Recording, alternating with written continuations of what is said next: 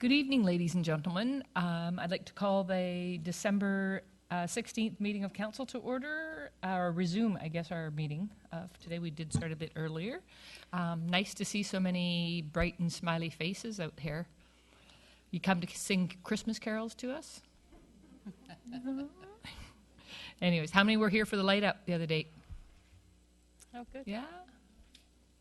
Good job. Anyways, so I would look for approval of tonight's agenda. So moved. All those in favor? Opposed? Motion carried. We are here tonight to give honor to the students of the grade 3-4 class from next door at Wishart School. We have a Pay It Forward program, so on behalf of council, we have a number of certificates. We'll be calling your name, and if you could come up. Parents, if you want to get a picture of your child, we can do that quite quickly, but what we will do is at the end of all the presentations, we'll move our signers away from the center, and we'll group all the kids and council together, and we'll take a big group shot. So if you miss it, we'll give you plenty of opportunity at the end. So I would like to start that. What we're going to do is if members of council could come up in front, and I will read the student's name, and then they'll make the presentations so that we can make sure that we get everybody included.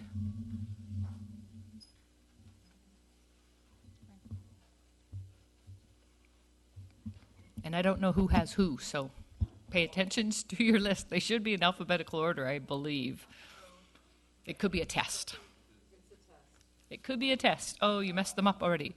All right, so first of all, we will start. It is an alphabetical, or no, it might not be alphabetical order after all. By last names, maybe.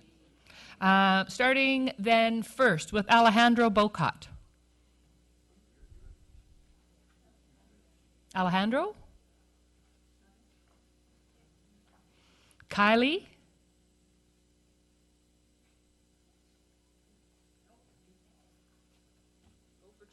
Oh, Danica Dixon?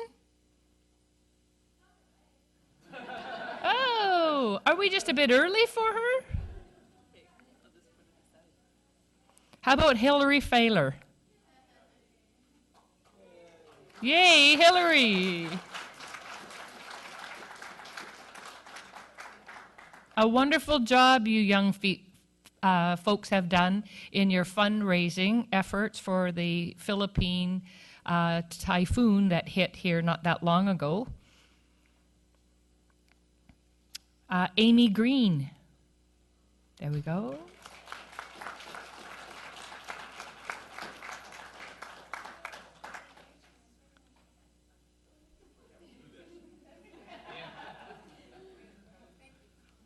Anthony Hawkins.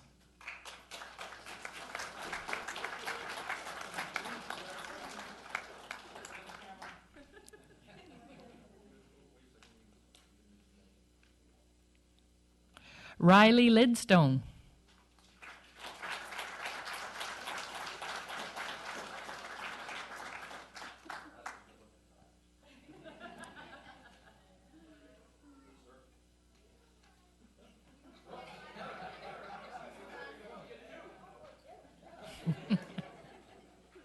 Emma Logan. Oh, and you got Dad. Oh, fix.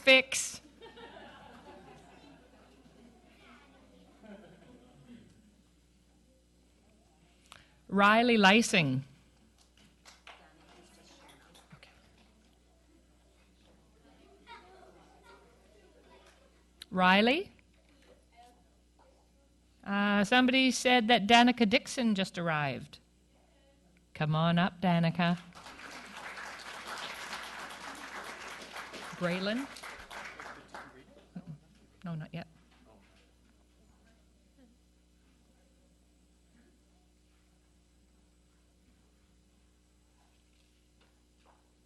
Braylon Hobson?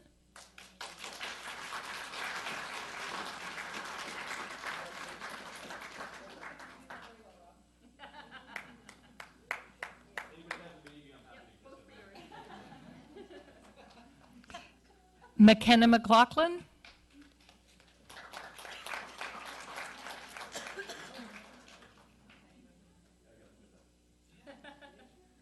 Did we get a McKenna? No. Okay. Joshua Olson.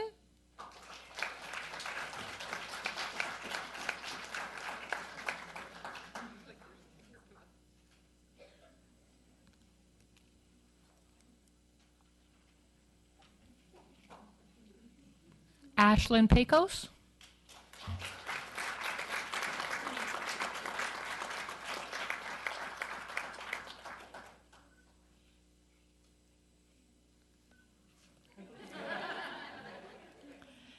Aaron Palin.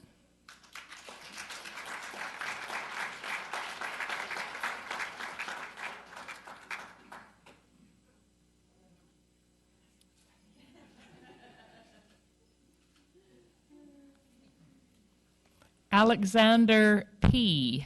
I'm sure he knows who that is.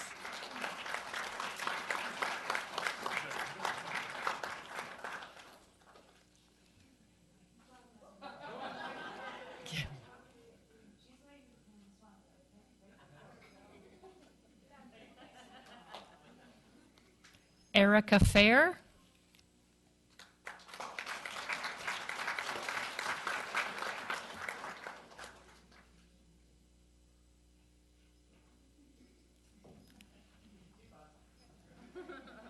Amy Phillips.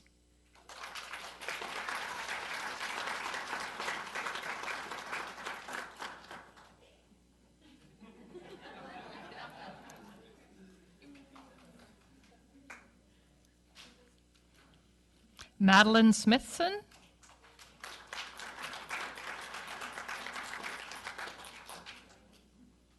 No Madeline? Dylan Snyder.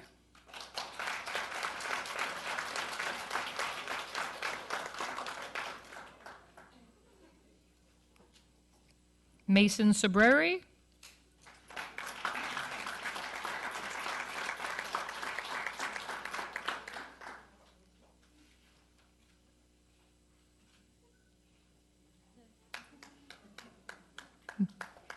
Michaela Soper.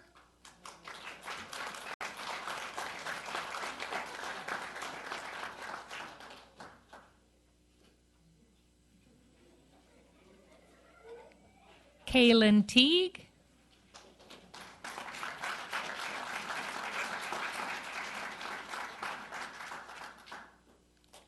Now, are there any of the students that might have snuck in the back door when I was not paying attention here? We're all good? Any students that did not receive a certificate in the audience? We're all good?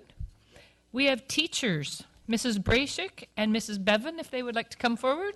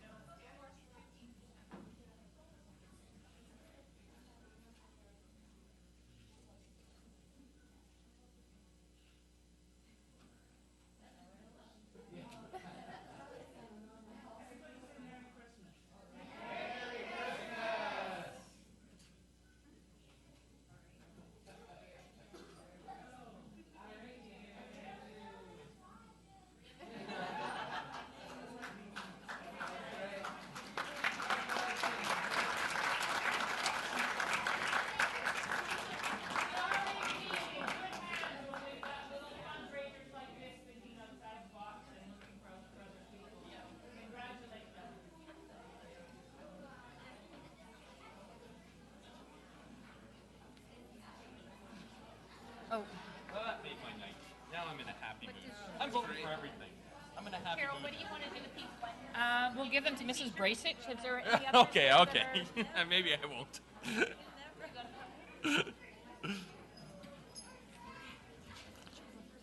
Now make sure everybody knows they have to stay until the end.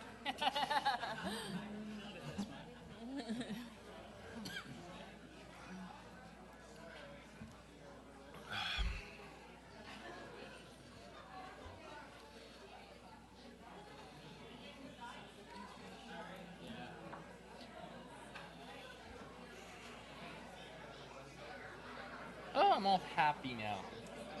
Little kids make me happy. Did you say finally? I thought you said something else there. You're putting me in a bad mood. I'm so happy that you're happy. Thank you. Yeah, I know. It's You. important that I'm happy. Teresa was the one who put me in a bad mood. Throwing that stuff at me.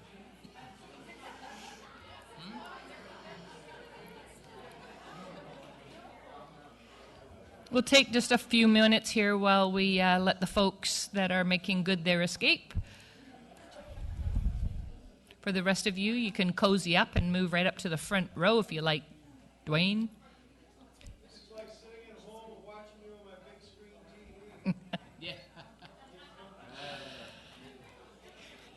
TV. HD.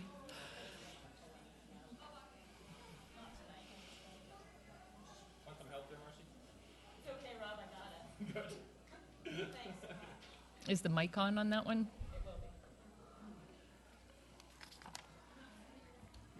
Okay.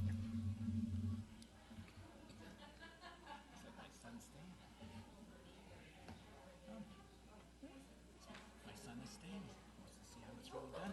Where is, oh, there he is. Right home. It was good, sure, but Oh, Come down again. What do you want?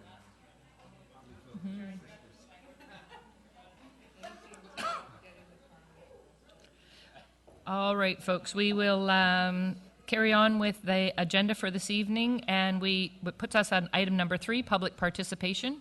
If there are any members of the public that are here with us tonight that would like to come in and speak to council, this is your opportunity.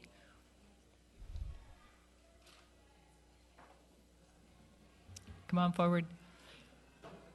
Name and address to our recorder. If you'd prefer to just give that in writing, you can do it that way as well. No, that's fine.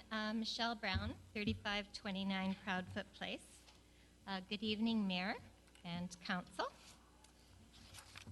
I just have a couple of points I want to make about the December 4th meeting that we were at. At the planning meeting on December 4th, Mr. Ron, is it Coutre? Voted in favor of this variance, and I'm speaking to the variance at 3531 Proudfoot that's going to be talked about this evening. Mr. Coutre stated, and this was after it was closed to the public for comment, that there are large and small homes in Royal Bay. But what he did not account for was the size of the lots that the large homes are built on.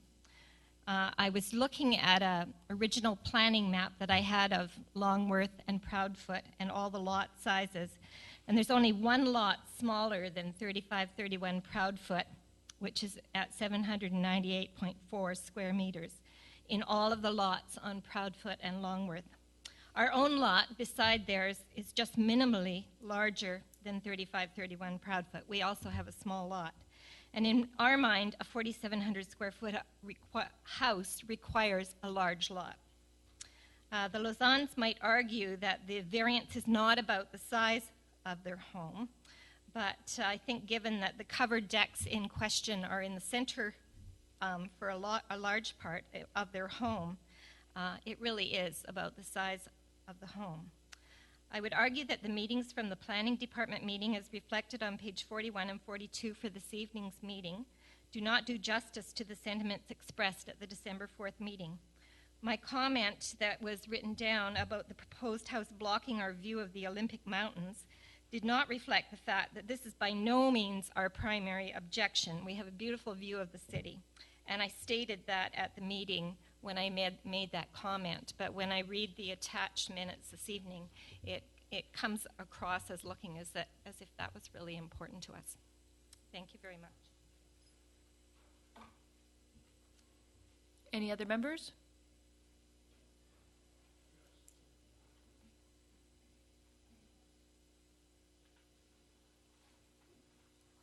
Good evening, everyone. My name is Pierre Valley at 3535 Proudfoot Place.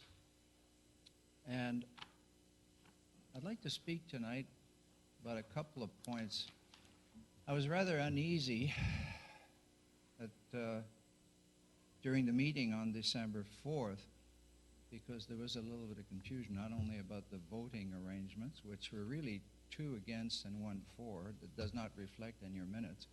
As well, the minutes do not seem to reflect what actually transpired. So I was uneasy about that, which is why I wrote you all a letter that I would like to ask if you all had a chance to read it. I know it was long, it was 4 pages. I don't know if everybody had a chance to read it, and I'd like to have it on record. And there's only one item I didn't put in there that Mrs. Brown has just pointed out. We were told at the meeting, well, there are bigger houses and smaller houses. But the point is that there were bigger lots and smaller lots. We were also told that, look, everybody can avail themselves of a variance if they wish. And the fact that you didn't, well, what does that mean? Well, the fact that we didn't avail ourselves of a variance request does not preclude accepting a variance that is 30 to 35% over the prescribed bylaws for this purpose. And it's not a question of emotions or feelings or being friends and all that. There are rules and regulations and bylaws, and everybody followed them. Now, what's going to happen in the pit below when buildings start, when you're inundated with variances of all sorts? And just because there are 2 lots left, that doesn't mean that that a precedent is not being set. So I think the minutes should reflect what goes on, and that's why I wrote this thing, and I hope you will bear it in mind, all the points in there when you come to your decision. I understand that it has now been brought to council because now you have to decide whether you're going to rule for or against this variance. You have some regulations, some bylaws. Why not follow them? Nobody minds 8 inches here or a little bit there and that, but this variance is really irregular. And it does impact everybody in the neighborhood. It's not oh, I don't like them, or I don't like from the front it's pretty. And sitting there in front and making some quick calculations, rule of thumb, like one of the members of the committee did, is not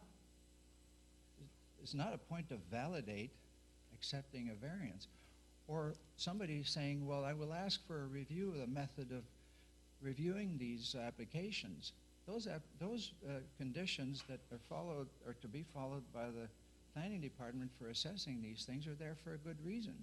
Just because we want to accept the variance or not doesn't mean that we have to go, oh, well, let's have a review of these of how we do things. That's not a reason to do that. So if you don't have this, and if you haven't seen it, here's another copy. I believe it was distributed and everybody recorded with read our... through it. Thank you. Do we have another chance to speak again? Not on this tonight, no. This is now. This is now, but during this public, if somebody says something and we don't agree, Yep. we can't stand up and say, hey, hold up. No, I'm sorry, Mr. Valley, it is council decision time. Thank you. Any other members of the public wishing to speak to this or any other item? Good evening. Nice hats, by the way. I'm Warren Brown. I'm from 3529 Proudfoot Place. I'm speaking against the 3531 variance. One small note. I read the minutes of the meeting, and the vote was recorded as 2 for, 2 against.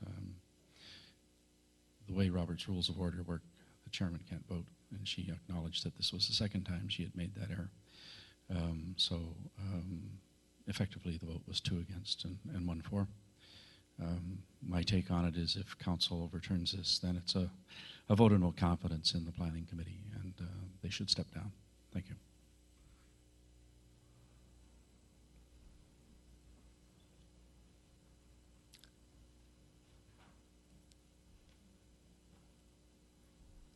Hi, my name is Kyle Leggett.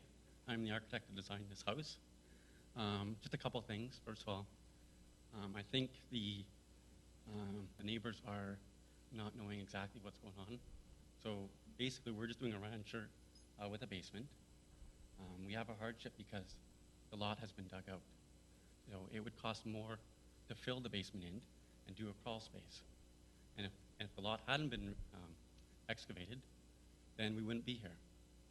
So the hardship is, you know, we have to fill in the hole that's dug already, not by our owners, but by previous owners. The second point is we're doing just a 1-story house from the street. We're doing the shallowest roof we can do with a 4-tall pitch. So we're trying to keep it very shallow for all the neighbors. So really there's no impact. What we're asking for is basement area, which is not affecting anybody. The only one it would affect would be the people below us, which aren't any. So, yeah, basically I just don't see why we're getting such arguments for a 1-story rancher. Thank you.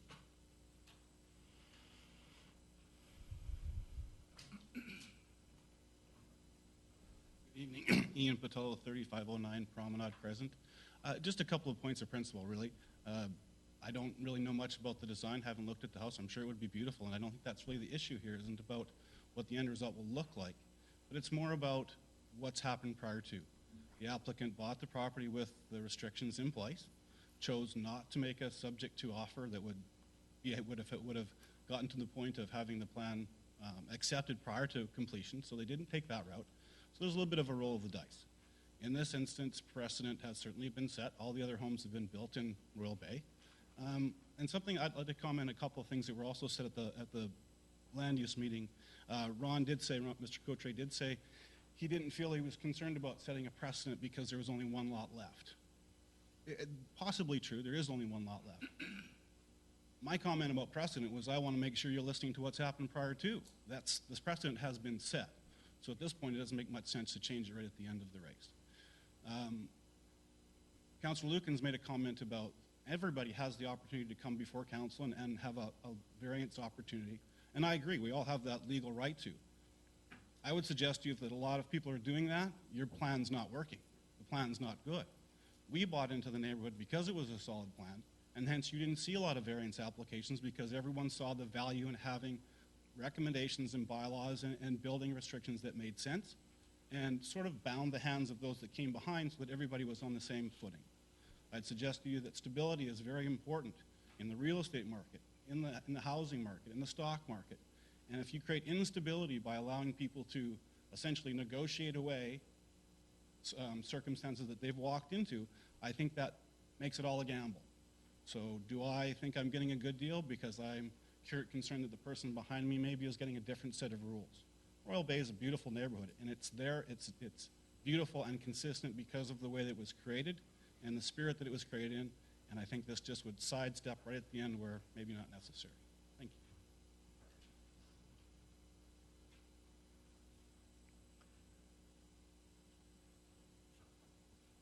you. Hello, Jeff Hobson, 3537 Promenade. I'm actually one of the few that are on Promenade where this is directly affecting me right behind. I think I have a greater understanding in construction. I do have a construction company than a lot of these people that are commenting on this. I've had the chance to review the plans myself. I've chatted with the clients, I've chatted with the builders, chatted with some neighbors about it. I'm all for pro-construction, obviously. I'm a little biased because I'm in the industry, but Royal Bay is a beautiful community, and to me, what a sore point of a community is what we might see in other parts of Langford is unfinished development. Right now, I've moved to this neighborhood recently. I'm staring at 2 empty lots. It's unfinished. It's not helping the neighborhood anyway. I've been to many other neighborhoods where they sit vacant properties. Why not take the steps to promote finishing out the neighborhood, help property values by having a finished and complete neighborhood? What they're asking for is quite minimal as a visual impact. If anything, I'm a firm believer in people forget how their own houses got built and the troubles that happen along the stage of that. I can understand if they're really asking for additional square footage, or especially the vertical standpoint, which we have the worries of it, but where I'm sitting here, my view is blocked by 2 homes. And I thought, well, that seems odd, the way they did the plan anyways. It seemed flawed to me because by 2 houses in front of me, if they actually did their roof line like these clients have asked for, it would increase my view and probably my property value by $100,000. So a mistake on royal-based planning itself has cost my home quite a bit of value and overall view. Their house, I can see it for mine. It would visually impact me. But again, what they're asking for a covered deck isn't physically impacting anybody's view from there. And if anything, it's helping complete the neighborhood. And a finished neighborhood looks better, in turn brings more tax value to it. And I understand some people are getting upset because potentially it's blocking their view of the city or the mountains, but again, they're sacrifices. That lot was intended to do that. They're taking the steps to keep that roof line as low as possible to actually help them. If they walk away, who's to say the next person's not going to come in and design it even higher and make it more impactful on their view? Here they're actually coming at us. They're being respectful on what the neighborhood needs, and they're actually keeping that in mind with the design itself. So I'm actually quite for this. I just want to see the neighborhood finished. I think it's an eyesore having 2 empty lots, and I hope it proceeds. Thank you.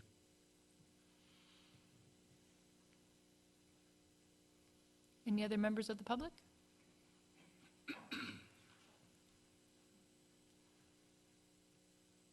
Good evening. I'm at 392 Longworth. My name's Shane Gorman.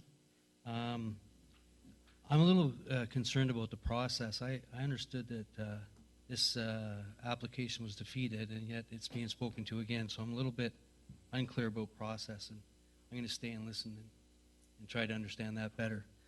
Basically, I'm opposed to the application for a lot of different reasons, but mostly because I spent a lot of money and a lot of time with my designer and architect to follow the rules.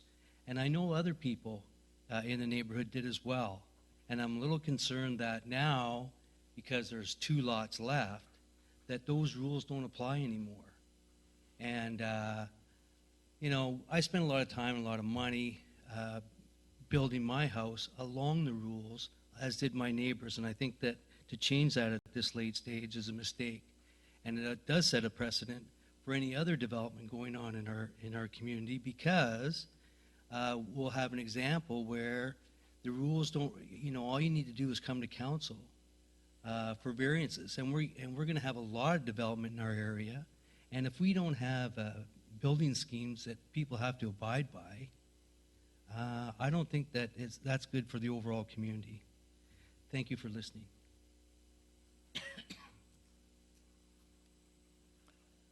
Any other members of the public?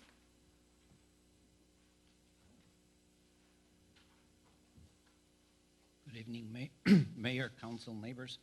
I'm Ivan Lozon, 3531 Proudfoot Place.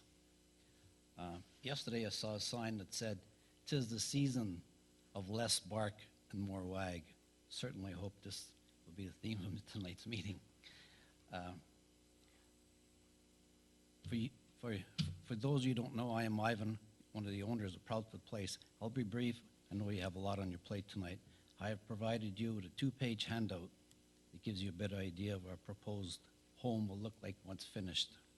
As you can see on the 2nd page, the front of the house will look very similar to the colored photo, only we have reduced the height 2.3 meters lower than required and decreased the width in consideration of the neighbors behind, and to further minimize the impact of the surrounding properties. Even though we're asking for an increase in FSR, our home will still be within the building envelope and no setbacks required. The variance we're requesting will have little or no impact on the surrounding properties. It will not interfere with our neighbors' enjoyment of their respective homes. The variance will not decrease the value of the surrounding homes. It will be built to the same high standards of existing homes in the community. Thank you for your consideration.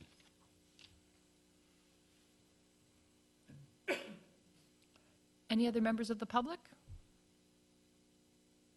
Going for a third and final time. Any other members of the public wishing to speak to council? Thank you. Then we will move on to our next item on the agenda, item number 4, Mayor's Message. It's the annual December greeting, so bear with me, folks. Good evening, ladies, gentlemen, children, family, friends, and staff, and fellow members of council. Thank you all for coming this evening as we mark the end of 2013. It has been an absolute pleasure to work collaboratively with council, staff, and community, and to be the part of the changing face of Colwood. Our council continues to work diligently towards community that we can all be proud to call home. Thanks to Councillors Sullivan and Logan for their terms this past year as acting mayor, and 2014 will bring an opportunity for Councillors Cullington and Martin to assist in these duties. I think Councillor Martin's excited about this. Hold on. I would like to touch on some of the highlights from the past year. School District 62 in Royal Bay has now broken ground for the new Royal Bay Secondary High School. And in fact, there have been some big changes to the grounds at Royal Bay, and we are looking forward to BCIMC coming forward with their development plans.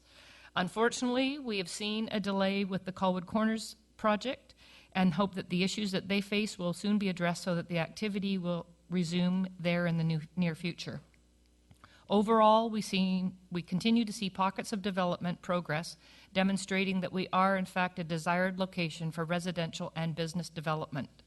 We are presently working through our budget for 2014 and encourage each one of you to consider coming out and having input to that process. Our next meetings are scheduled for December 18th and 19th.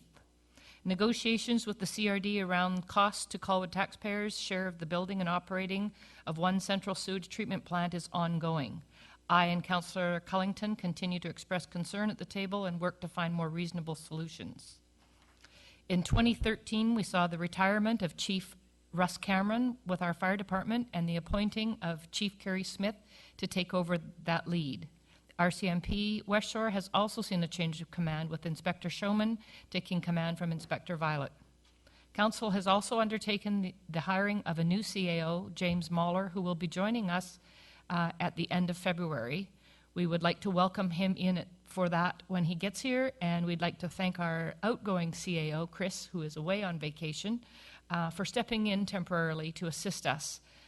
His great leadership and involvement with council and staff and our public has been a real blessing in this time where we have been without. So we could not have done it without him. First time ever this month, recognition was given to staff for their dedicated years of service to the city. And we would like to again reiterate our thanks to them for all that they do. We have formed an economic development task force that I hope that Councillor Sullivan will consider overseeing as it develops. Also a task force to gather information from our residents on their thoughts and expectations around amalgamation, regionalization, etc. Councillor Lukens has expressed an interest in working on this, and I'm sure you'll be hearing more in the new year. That, the economic development plan and our master transportation plan is underway. I'm pleased to say that the Council and the citizen members of our standing committees and many boards, commissions, and committees have achieved a great deal over this past year.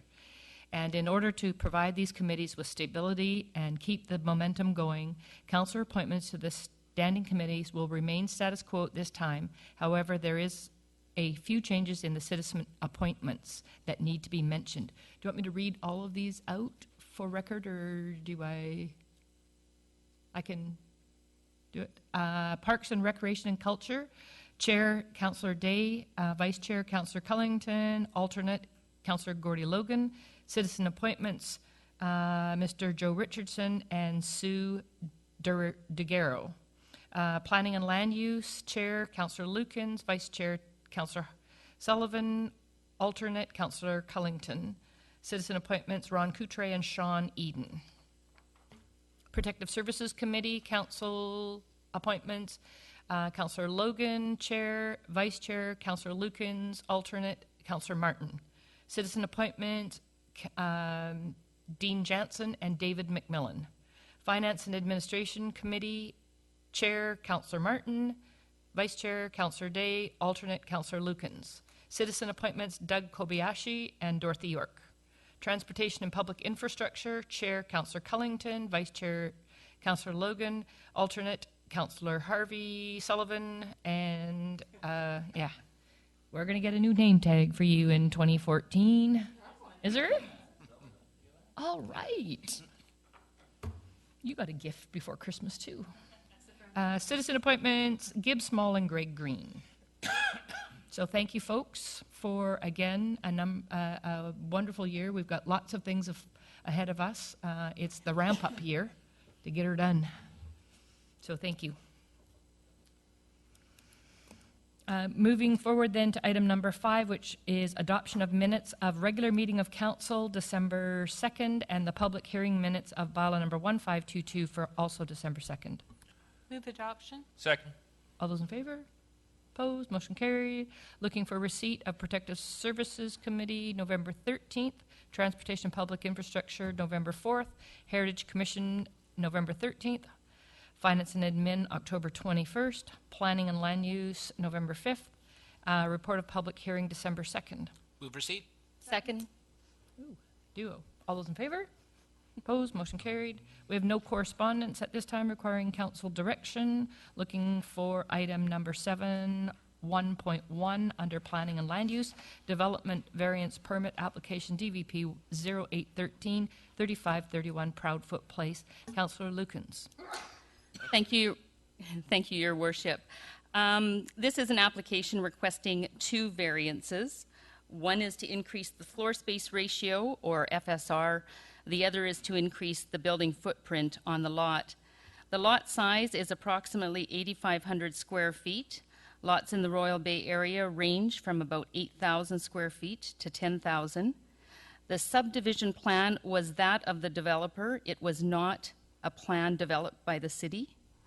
Well, the applicant is requesting a variance to increase his lot coverage. They are not increasing the footprint enough to request setback variances, either side yard setbacks or rear yard setbacks. The house will be 2.3 meters, or about 10 feet lower in height than what it could be built to under the bylaw today. From the street, this house will look like a rancher. The view from Machosen Road will look like 2 stories, much like many of the other homes in the area as they take advantage of the slope. Of course, with the request for increased lot coverage, there is an impact to the FSR, or floor space ratio. Many municipalities do not even include FSR in their calculations. Colwood does. And within this calculation is a deck outside that is covered. It is included as part of the FSR because it is covered. If it wasn't covered, then it would not be included. I have been to the site with the planner and walked it to discuss these variances and the potential impact. Yes, the recommendation was defeated at committee. However, it is council's authority, as I pointed out at the meeting, to approve or deny development applications as per the Local Government Act.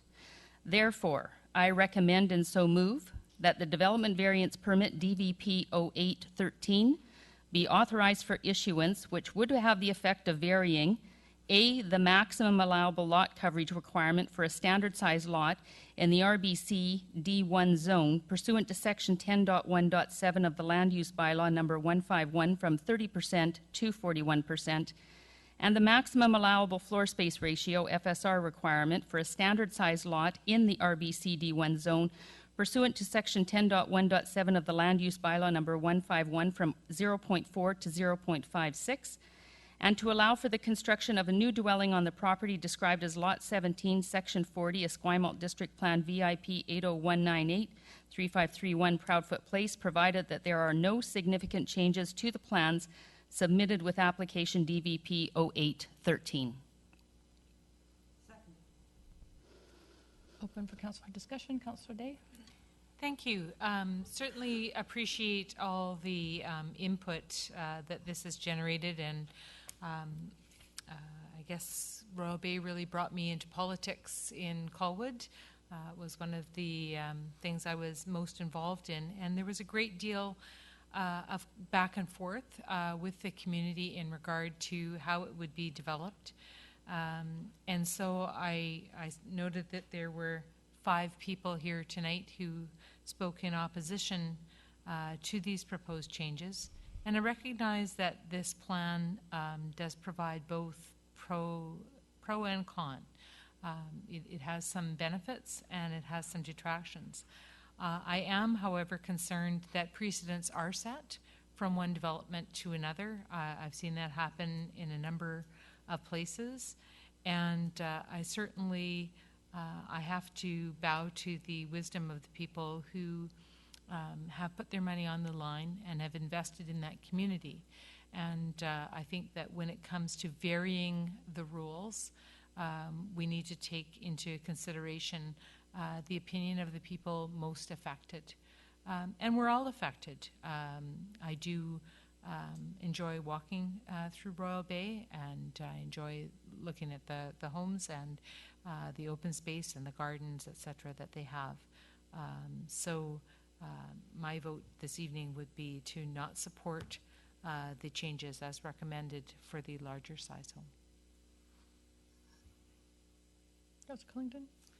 Thank you, Madam Mayor. This is one I've been paying attention to for quite some time. I participated at the first planning committee meeting where it was discussed, lots of people talking about it one way or another. I also came and listened to the second planning committee meeting because I wanted to make sure that I heard what people had to say. We've had a number of emails on the subject, for and against. And I tried to listen carefully to all of that. And decisions like this are never easy. I'm going to cut to the chase. I will be voting in favour of it. And I need to explain why, because I know a lot of you are not in favour of it. One of the things that I noted when it came to the first committee meeting, it was an interesting meeting because I think we probably had 5 or 6 different variances on the agenda on that night. And yet this was the only one that generated a lot of discussion. And it was quite interesting because, you know, there was sort of a number of other variances throughout other neighbourhoods that kind of went through with nary a whisper. So I think there is a point to be made that variances are there for a purpose. They are there for when the lot doesn't quite conform, or, I mean, I've certainly seen over the years somewhere, you know, houses have moved forward or backward on a lot because of the particular lot size or because of something that the owners were trying to do. And I think they exist for a purpose, but they're deliberately not easy for the same purpose because it is varying what we typically like to see go ahead. There were a number of comments made. It is a large house that's going on there. I certainly don't envy the folks who have to clean a house of that size, but that's not something that we have to take into concern at this table. It does seem like a large variance, but at the same time, a good part of that is because of the particular design and the inside deck, which gets kind of caught in that building envelope piece. I appreciate what the designers have done in terms of trying to kind of lower the roofline, make it look like a one-story from the street. And I also appreciate that it looks like it's a quality design for a quality neighborhood. The precedents, there are variances throughout the community, so I get less distracted by that one. And I agree with the comment made earlier tonight that it is nice to finish off this neighborhood and not see the empty lots going in there. And I think it is also worth pointing out that, you know, obviously we have heard a number of people speaking in opposition, but there was also some comments going around, and a number of neighborhoods did say they are unconcerned, or at least supportive, or at least unconcerned about the proposed development. So I did also take that into account as well. Thank you. Councillor Logan and then Councillor Sullivan. Thank you, Your Worship. As has already been stated, we've received a fair amount of correspondence back and forth, both pro and con. And I appreciate the passion of the neighbors, and it's tough when you've been living next to an empty lot, a bare lot, for a long time, and all of a sudden have the prospect of something being built on it. And we've experienced this on more than one occasion, not just in building lots, but next to road right-of-ways, and it's a significant change. These rules were put into place for a reason. They're 15 or more years old, and I think if you expect that the same type of building scheme would be employed when the rest of Royal Bay is built out, well, quite frankly, I hope it doesn't happen, and I hope that over time we've been able to evolve, and the rest of the development will evolve with the technology and the type of thinking that the community has brought with it. I think there's been a fair amount of compromise on this particular building. As has been pointed out, it is 2.3 meters shorter than it could be, and that's something that we can write into bylaw, as I understand it. I too, like Councillor Cullington, am less concerned about the precedents. The rules don't always fit every building lot, and sometimes a variance actually makes the building look better and fit within the development and within the neighborhood that much better. And it's not unusual to get variances like that. We've seen them up on top of Triangle Mountain, Esquimalt Lagoon, other parts of Colwood, in fact, other parts of the West Shore. And although we hear variance, and it sounds scary, but sometimes it's to the benefit of the community. And quite frankly, I see that here, and I am not convinced that just by looking at some of the photos here that the builder is going to build something tacky and something that's not going to fit within the existing neighborhood. I think that's going to be quite the opposite, which makes me that much more comfortable that this variance is totally appropriate. I trust the opinion that staff have in their wisdom, and I appreciate that as well. So I don't have any problem whatsoever in supporting this variance. It's not unusual, it's not significant compared to some of the other variances that have come across our table. Thank you. Councillor Sullivan? Thank you, through the chair. I think part of our responsibility as councillors is to have an open mind and to have an ability to take in additional information after you've voted one way and change your mind. And in this case, new information has come to me, I think very important information. I have a much better understanding of the lot and the issues with respect to the lot being excavated and dug down prior to purchase. So, in fact, I am going to be supporting this application based on the new information that I have and the comfort level that I have with respect to the flexibility the owners have demonstrated in lowering the roof line and with respect to the living space being dug down and being basically basement. So, with that new information, I'll be supporting this application. Any further comments? Call the question then. All those in favor? Opposed? Motion carries. Moving forward. Transportation and Public Infrastructure, item number 7.2.1, regarding the lighting on Grattan Road. Councillor Cullington. Thank you, Madam Mayor. This is an issue that was brought to us by the residents on Grattan Road. They came to us and noted that it is a very dark little street at certain times of night, and they had concerns about both safety of people but also security of property for people breaking in their area. The initial thought was around putting up one of the very standard sort of BC Hydro lights with the big arm overhanging.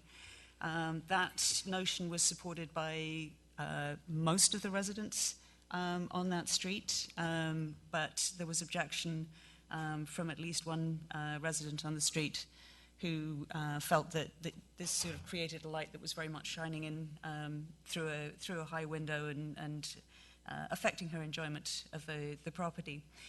So committee asked that we go back and take a second look at this. And one of the things that happened is that staff took a look at the new bollard lighting that's on Carja Terrace. And if council hasn't taken a chance to go up and have a look, I would encourage you to do so, because it is actually very attractive. And so we started looking at this as a possibility that would both create a very nice standard for the area, which is sort of very much on the edge of the Royal Bay development, that would kind of feed people into the park and trail system there, and could be quite a nice addition.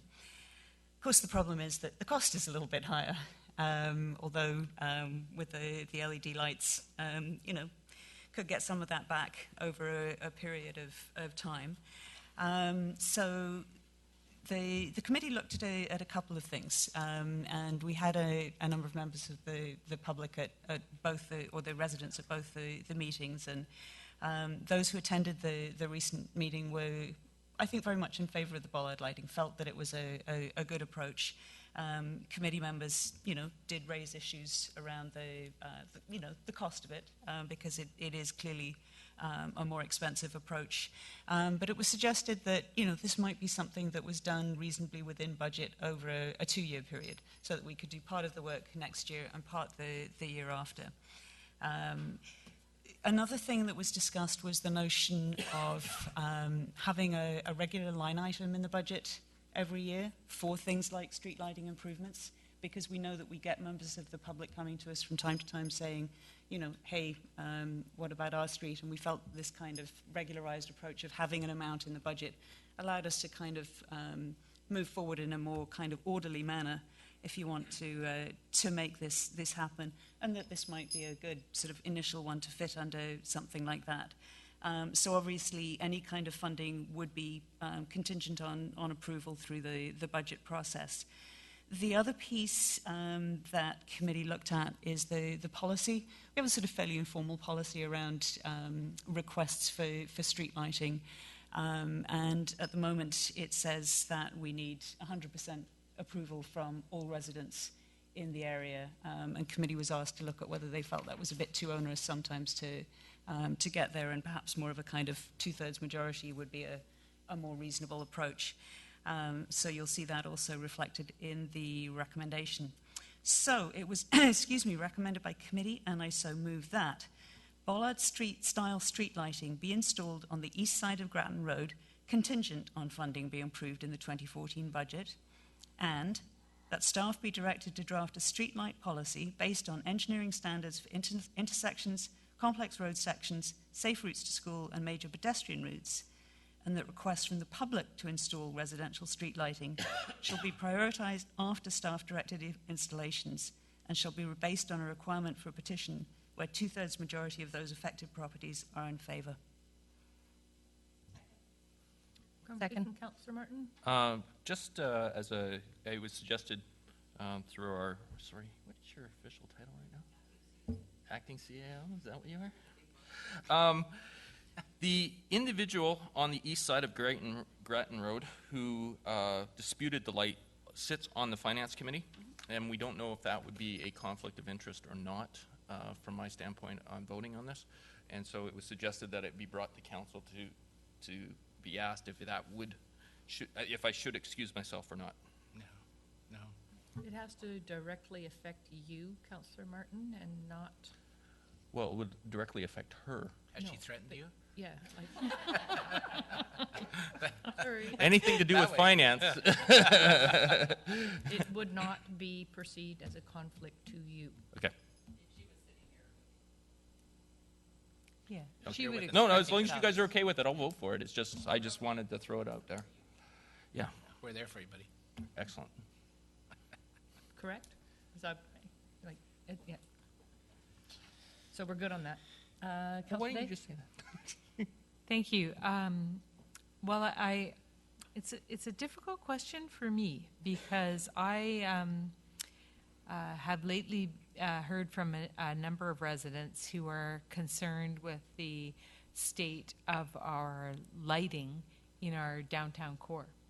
And so I find it difficult looking at our budget and talking about putting bollard-style street lighting, which I think generally is a good idea, but putting it into a little road like Grattan Road instead of into our more commercially viable areas. And where, most people, I think, would light their own yards with their home lighting. So I'm just finding it difficult because we haven't looked at this issue on a bigger scale, and I realize that the people on Grattan Road have brought this forward, and they do deserve to be considered. But I think we need to really think about why should all the people of Colwood pay to put street lighting in this one location? Because that's what we're asking the citizens of Colwood to do. And if only, it's pretty clear to me that at that price level, there's no way that we're going to be able to do that for all of Colwood. And that it even, would take a very long time to do significant portions of Colwood. So I'm very concerned that we're starting down this road of and I realize how it happened just through the request, but I think that we need to look at the bigger picture and what is really worthy of Colwood doing. So I have some concerns about this. Councillor Sullivan? No? Councillor Logan? Thank you, Worship. I also understand that this route could be a very important trail connection as well once the Royal Bay development occurs. So, from that standpoint alone, it makes sense to have some decent formal lighting.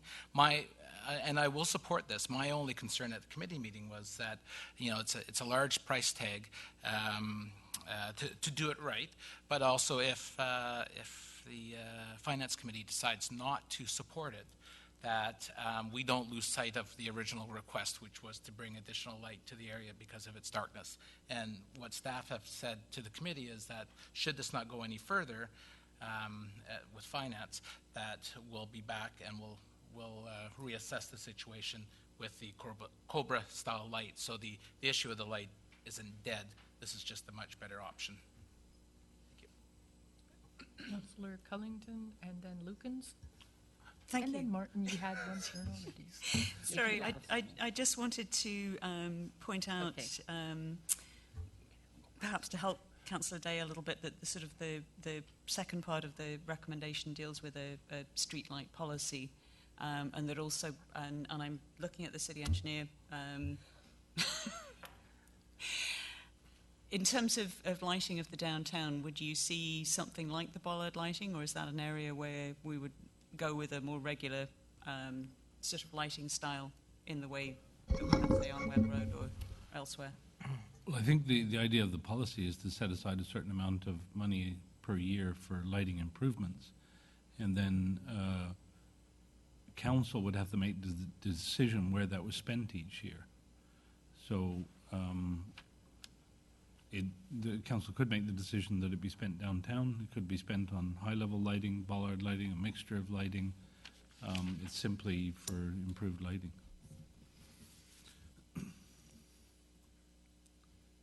Councillor Lukens? Yeah, I guess my question through yourself to the engineer, is this a line item in your budget that's coming forward this year then?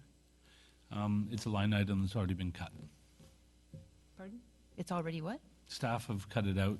You will see all the cuts we've made to try and bring the budget into a reasonable shape, and you can add it back in as you choose. Or okay, but you did have it, but it's been eliminated based on. Yeah. Okay, got you. Okay, thank you.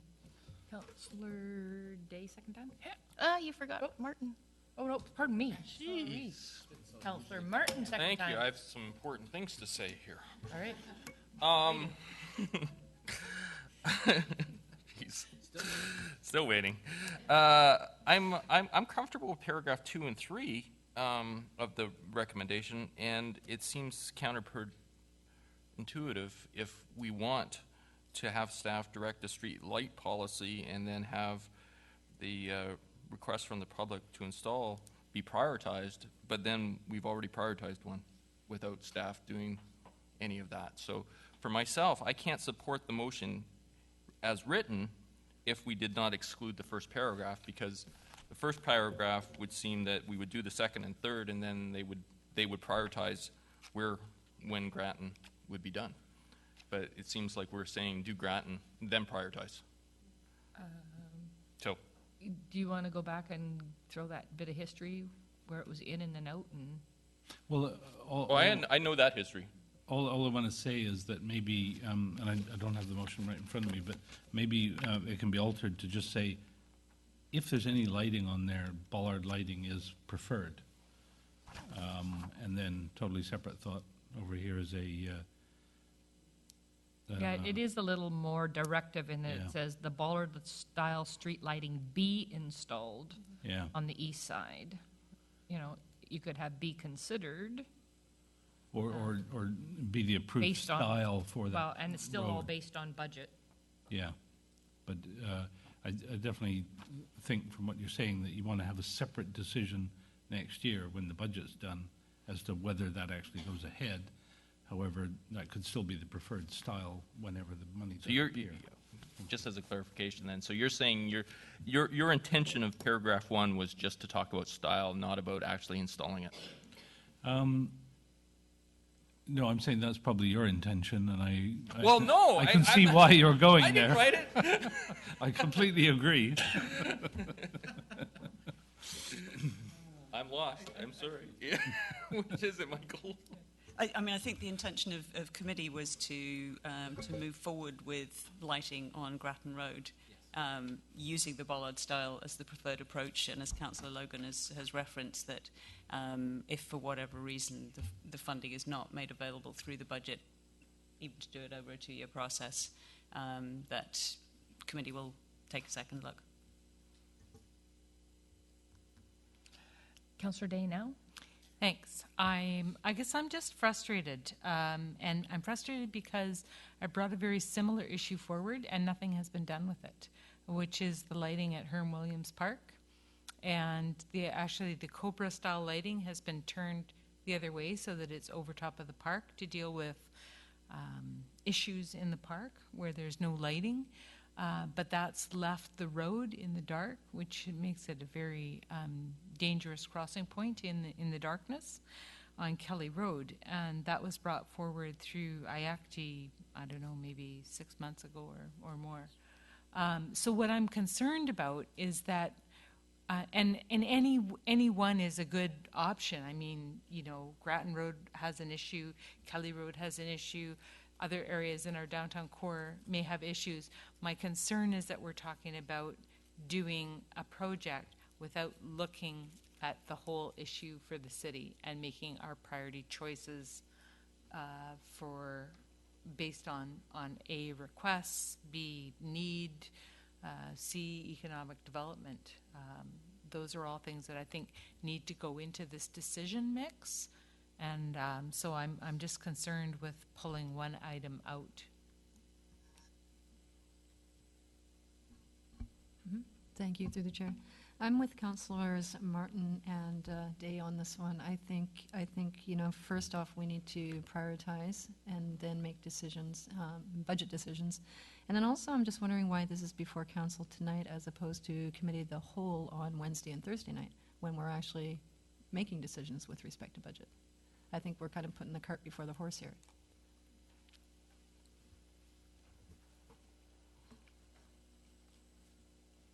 I have no answer to that other than committee recommended to council.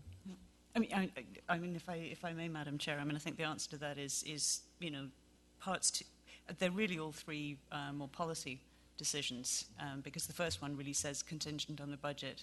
As the city engineer has said, he had put it into the budget. That will be a discussion at budget time. This recommendation, and if folks want, I can split it. I'm quite happy to split it into 2 recommendations. But you know, the parts 2 and 3, drafting a streetlight policy and then looking at our policy of how we deal with requests from the public, are nothing to do with finance. They're to do with that kind of policy approach. And the choice of bollard lighting is really a kind of, if funding is provided to move forward with this, then bollard is the preferred choice. So the budget decision comes after, or before we actually do it, if you see what I mean. Is there a need then to split these up to expedite this? I would like it to be. So how do we do that? We got a motion on the floor, so we vote that down, then vote them do them separately, or just a friendly amendment to split them? I know. Well, what? If I smile when I say it? I will move an amendment that parts 2 and 3 be one motion. I will move an amendment. Thanks, Rob. I turned it on. Trying to be helpful. Move an amendment to separate the motion into 2. Second. Okay, so then on the amendment, which item 1 will be that bollard-style street lighting be considered on the east side of Grattan Road, contingent on funding being approved in the 2014 budget. Is that the one we're talking about? Any further question, comments? Call the question. All those in favor? Opposed? And I will say, pardon?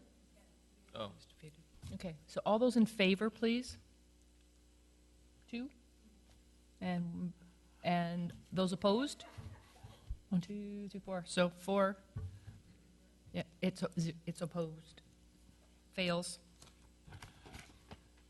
Now this will be, if I'm now hearing from Councillor Logan, is that there was already conversation around the fact that lighting is required, and they'll look at addressing lighting for the area somehow. Then the second part of this motion, that staff be directed to draft a streetlight policy based on engineering standards for intersections, complex road sections, safe routes to school, major pedestrian routes, and request from the public to install residential street lighting shall be prioritized after the staff-directed installations and shall be passed on a requirement for a petition where 2/3 majority of those affected properties are in favor. That's one.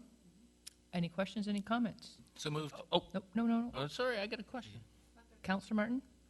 I guess I through the chair to engineering or whoever knows policy, what was the philosophy of 100% and then switching it to 2/3? Was like there must have been a philosophy when it was 100%. Yeah, I know. The philosophy when it was 100% is lost in the mists of time. We don't know why, unless a councillor who's been here longer than I. There you go. There's your answer. I know why.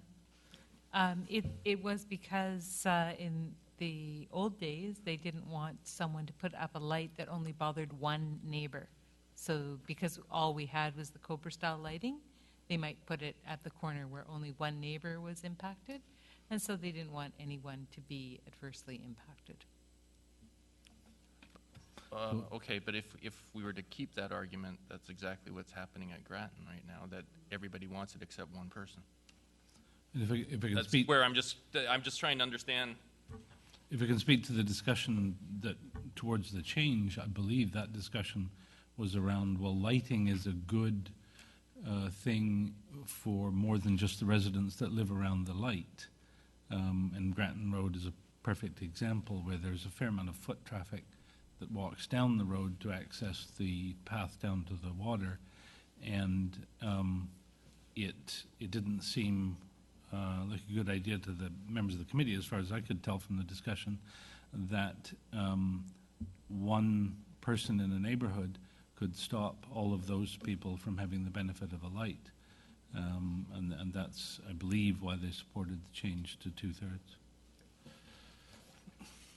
Thank you. Anyone else? Call the question? No, go ahead. What's the timeline for getting a draft streetlight policy in place then, if this is something that is supported?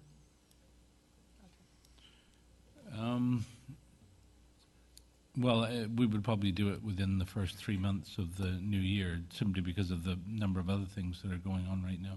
Yeah, and I understand that. I'm just asking for a timeline because obviously if this is something we want to put into place and continue to build on it, Yeah. it would need to happen sooner than later, and I understand you've got other priorities right now.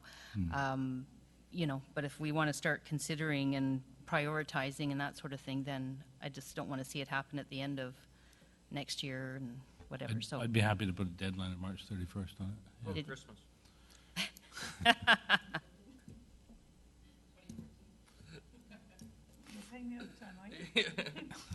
Hey, thank you, Sally. We have Councillor Cullington having moved that, but was there a seconder? I'll second it. Okay, just so that we're officially doing this. Any other comments, questions on this motion? Seeing none, call the question. All those in favor?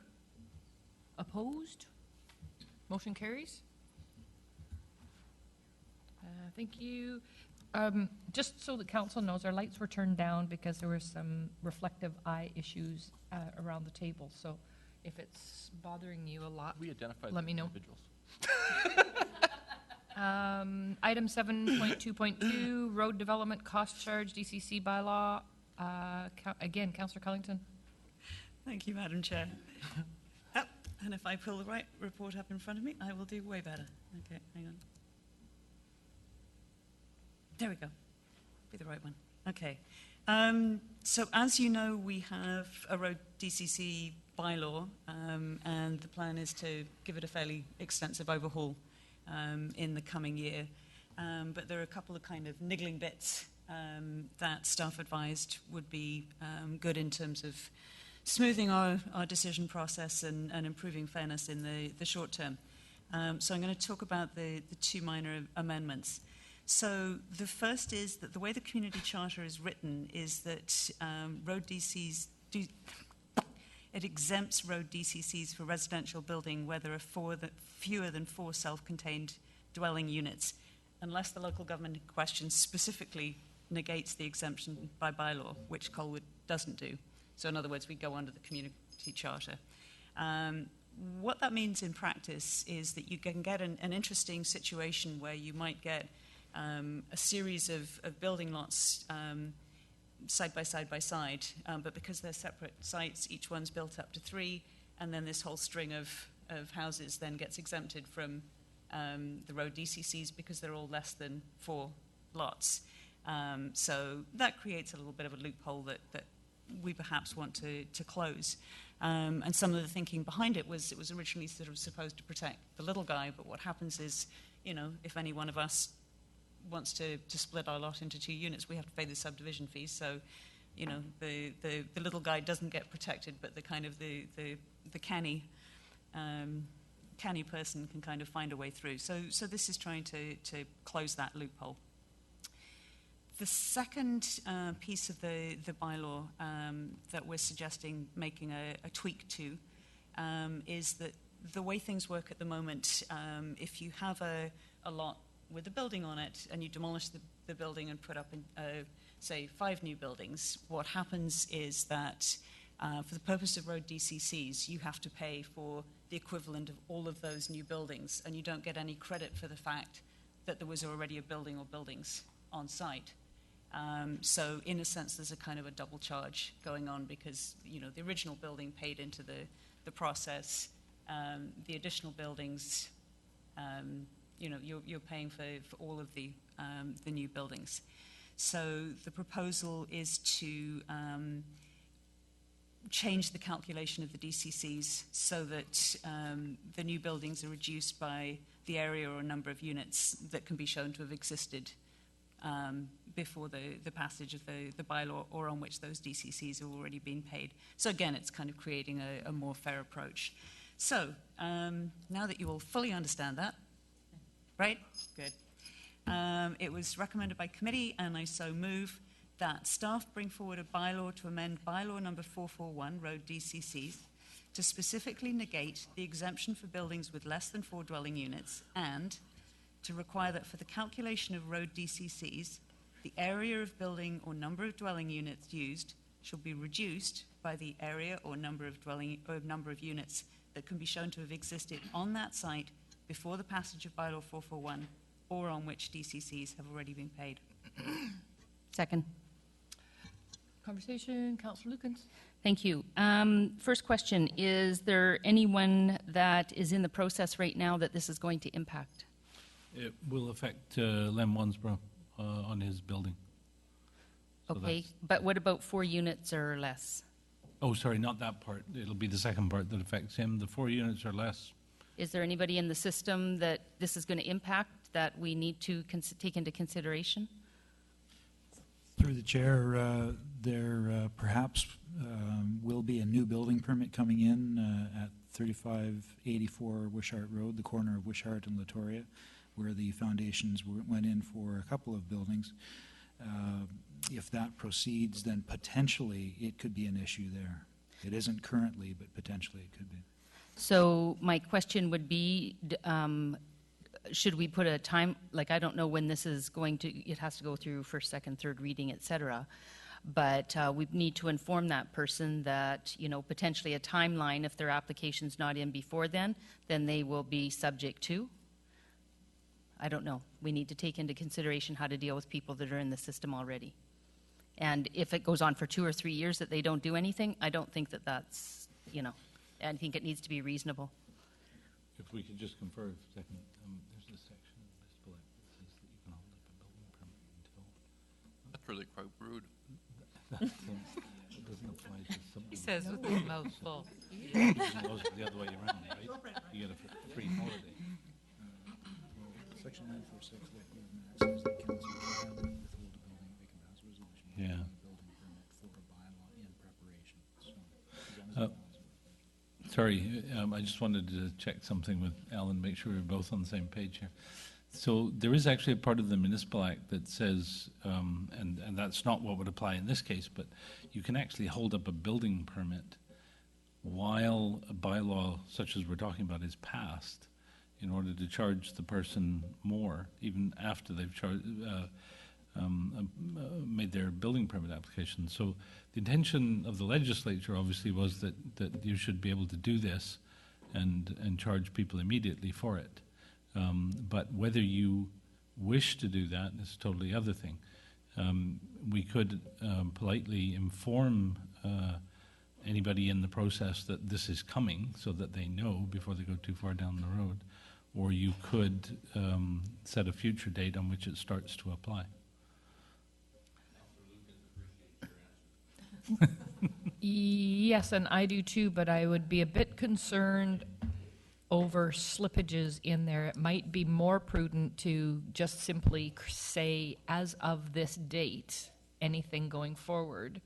If your application isn't before. Because that way we don't miss notifying somebody or whatever might happen in there, and then... I agree. Now you're debating. So that's a consideration. Councillor Day?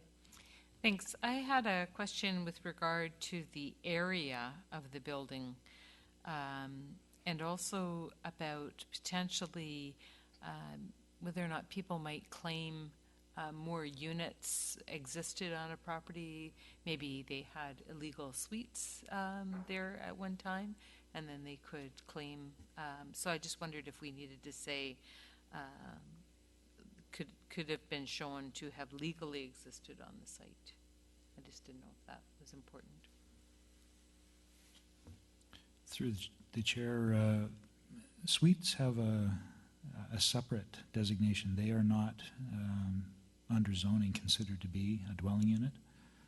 However, in a case where a suite, or what we would call an accessory dwelling unit, is going into a multiple family dwelling, the building code deals with it a little differently and does consider it to be a dwelling unit. So you raise a good point.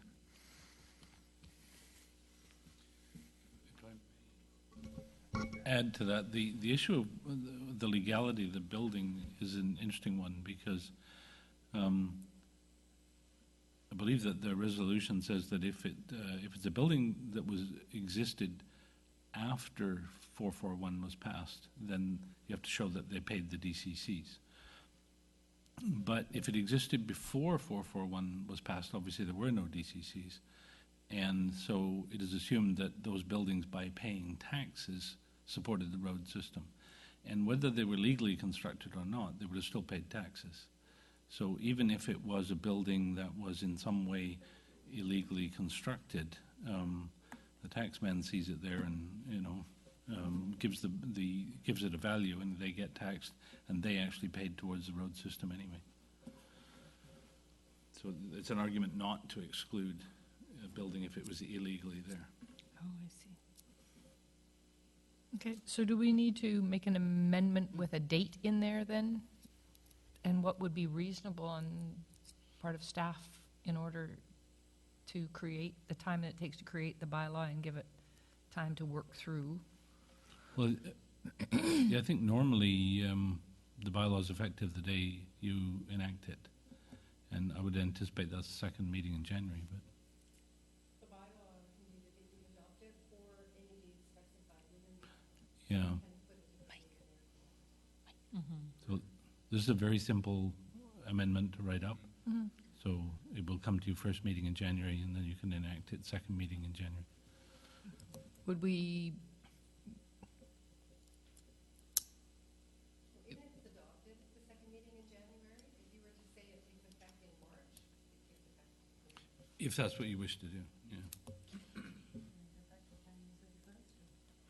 Yeah, I'm just saying, you know, like, well, we need to get it. Like, I don't want to get the cart before the horse here. We want to have the bylaw in place before we're giving, you know, end line dates and whatever. I mean, so I don't see it taking, how long is it going to take us? To the end of January? Mm-hmm. So as of the 1st of February, we could conceivably. Is that fair, Do Alan? that? Does that work, based on what you've just said, Alan, with respect to that development and letting them know? Yes, it would. Excellent. Don't be too much for words.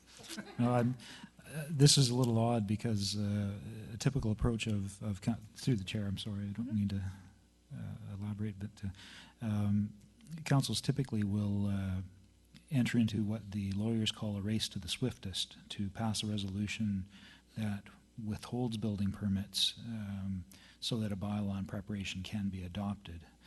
And then those building permits are subject to the new bylaw. You're actually doing the opposite, if I understand correctly, and you want to give warning to developers that this is coming down the pipe. So we could have some applications rushing in to take advantage of.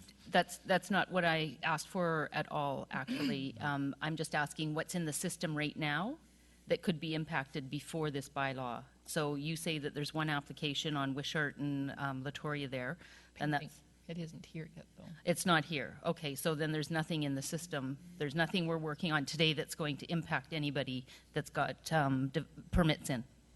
Not that has permits in, no. Okay, then I think we need to do it as status quo and basically put a freeze on it and, do what the Director of Planning has said and implement it February 1st.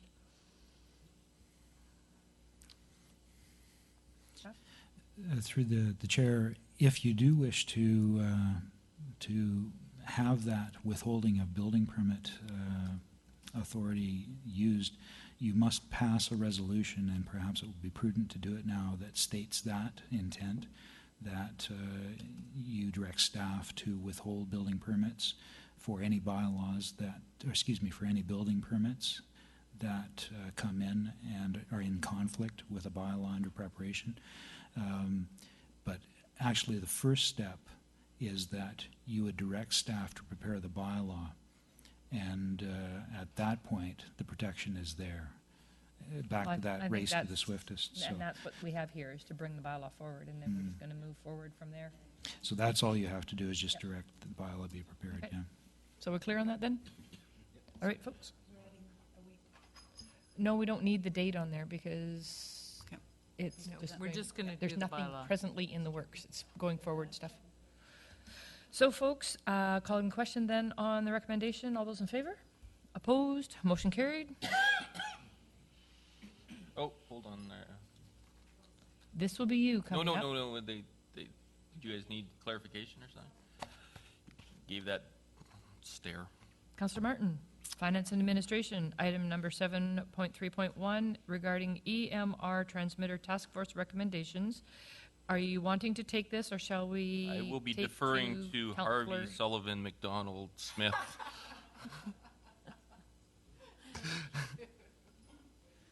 My identity crisis continues with a little help from Councillor Martin.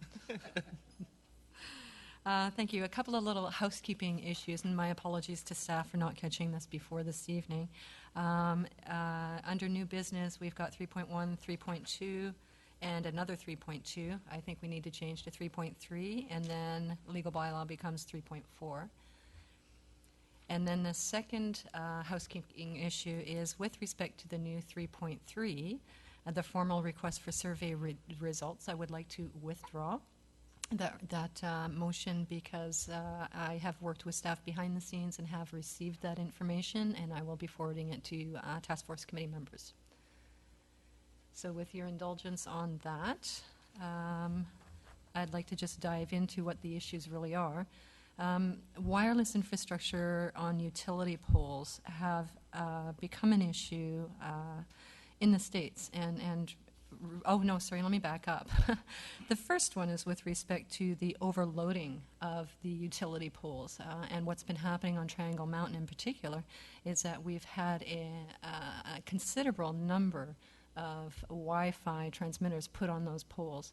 And the question and concerns coming from the committee is such that the structural integrity of those those towers on Triangle Mountain in particular, are they sound?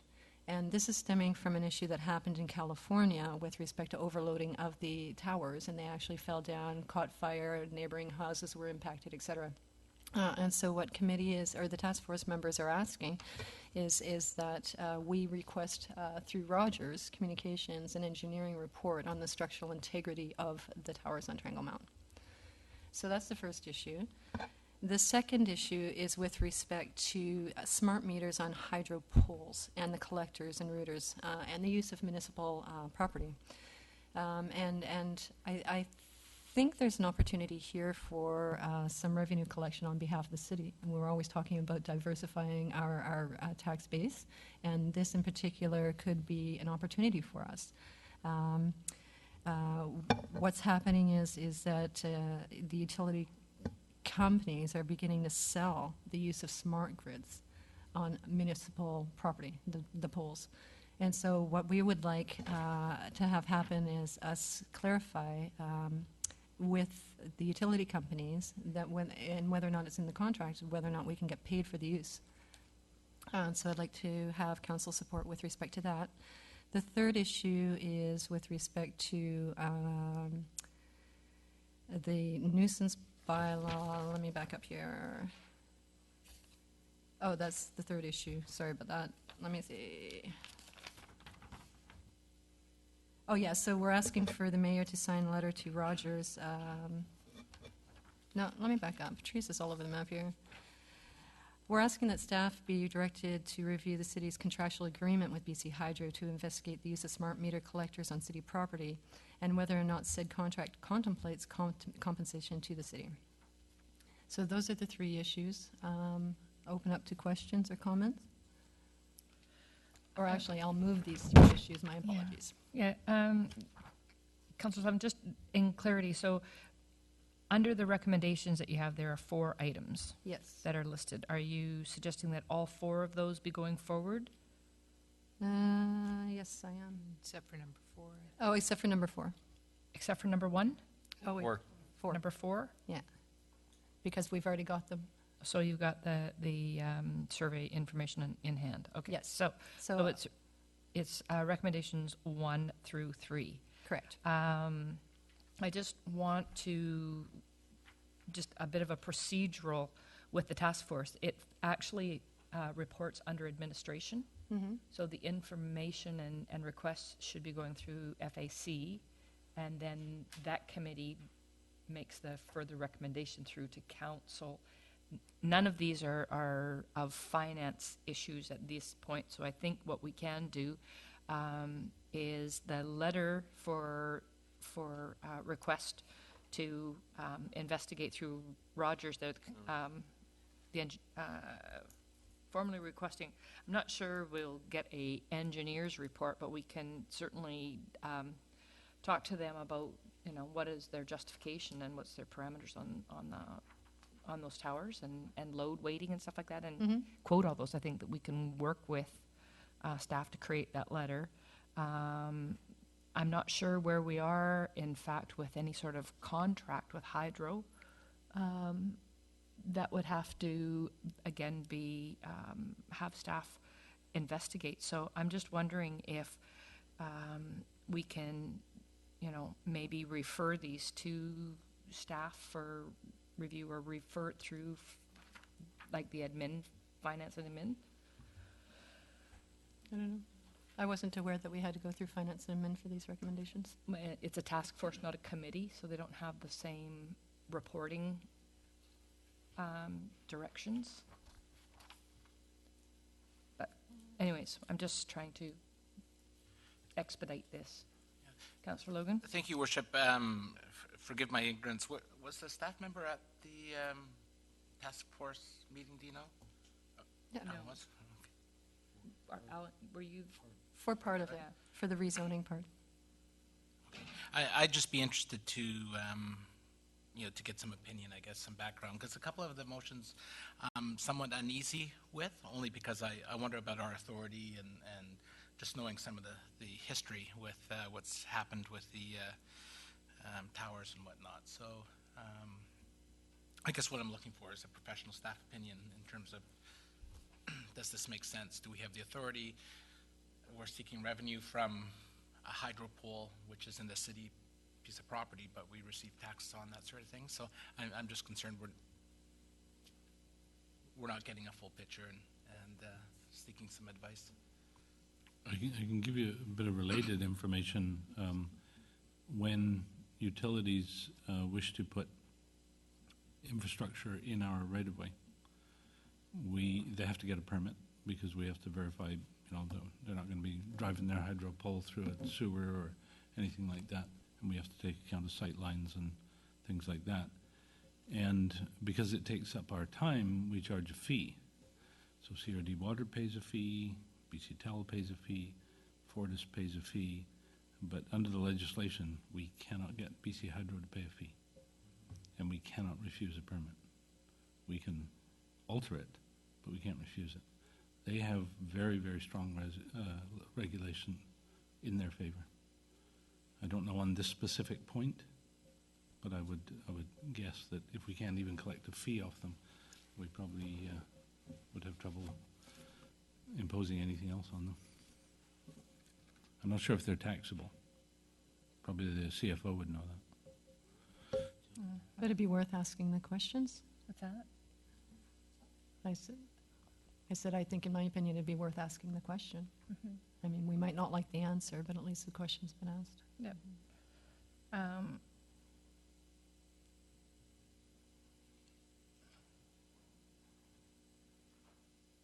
But I'm happy to move these through the Finance and Admin Committee if that's what council wishes. And that way we can get some more background information and come back to Well, it gives staff a chance to review this. It just came in so quickly to them. Yeah. They didn't really have a chance to even, you know, get any background pulled on it or whatever. So I think it gives them an opportunity to get that and then give the proper direction. I'm happy to do that. Through. Happy Will that to. work? Yep. Perfect. You don't need you need a seconder on that motion then to refer. Second her motion to refer to Finance and Admin Committee. Okay.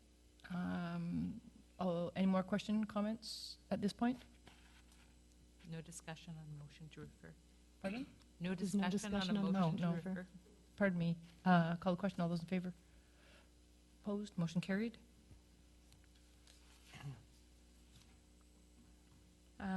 Director of Finance regarding funding for the Wantafucus Seniors Bus, new item. Up to you. You want to do it? Director? Yeah, I'll defer to the finance person. Thank you, Worship.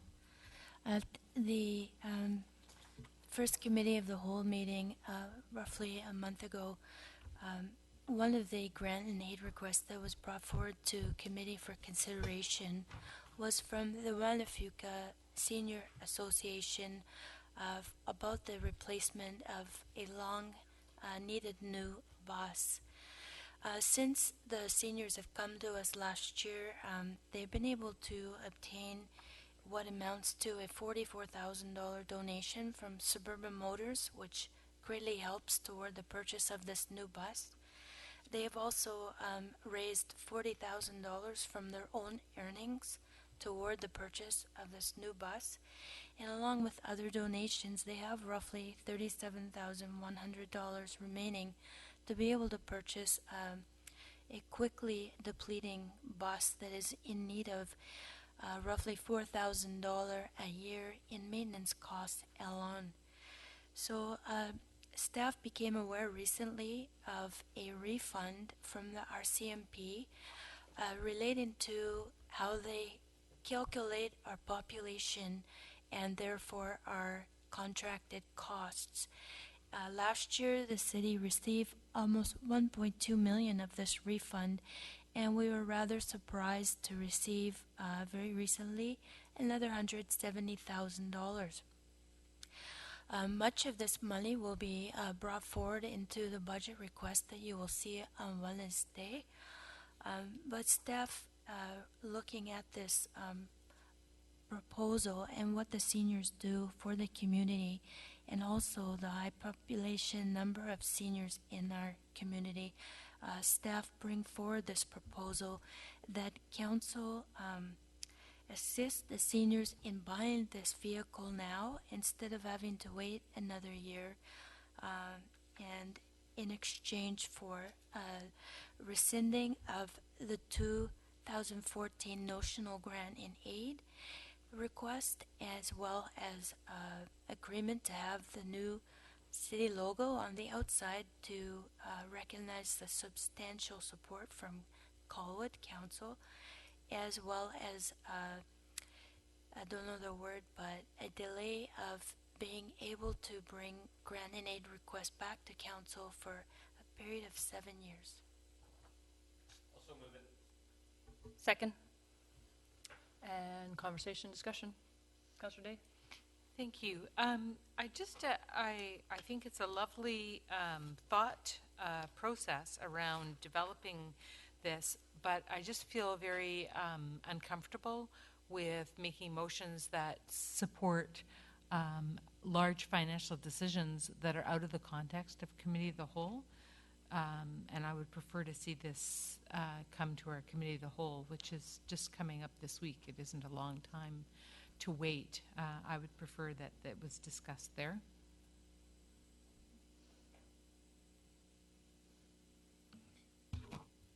Councillor Rebecca? I just want to remind council that this would be a 2013 payment, and therefore have no impact on taxation unless council choose to put it into the 2014 budget, in which committee of the whole would discuss it. I see a further question forming. Well, I just, I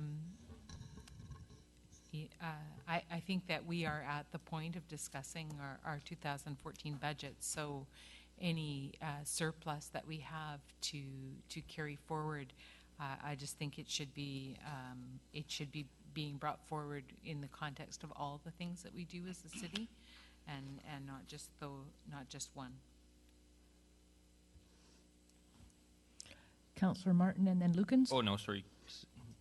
I'll defer. I'm going to be supporting the motion. It has no effect on taxation for 2013 or 2014 because it is money we are receiving back.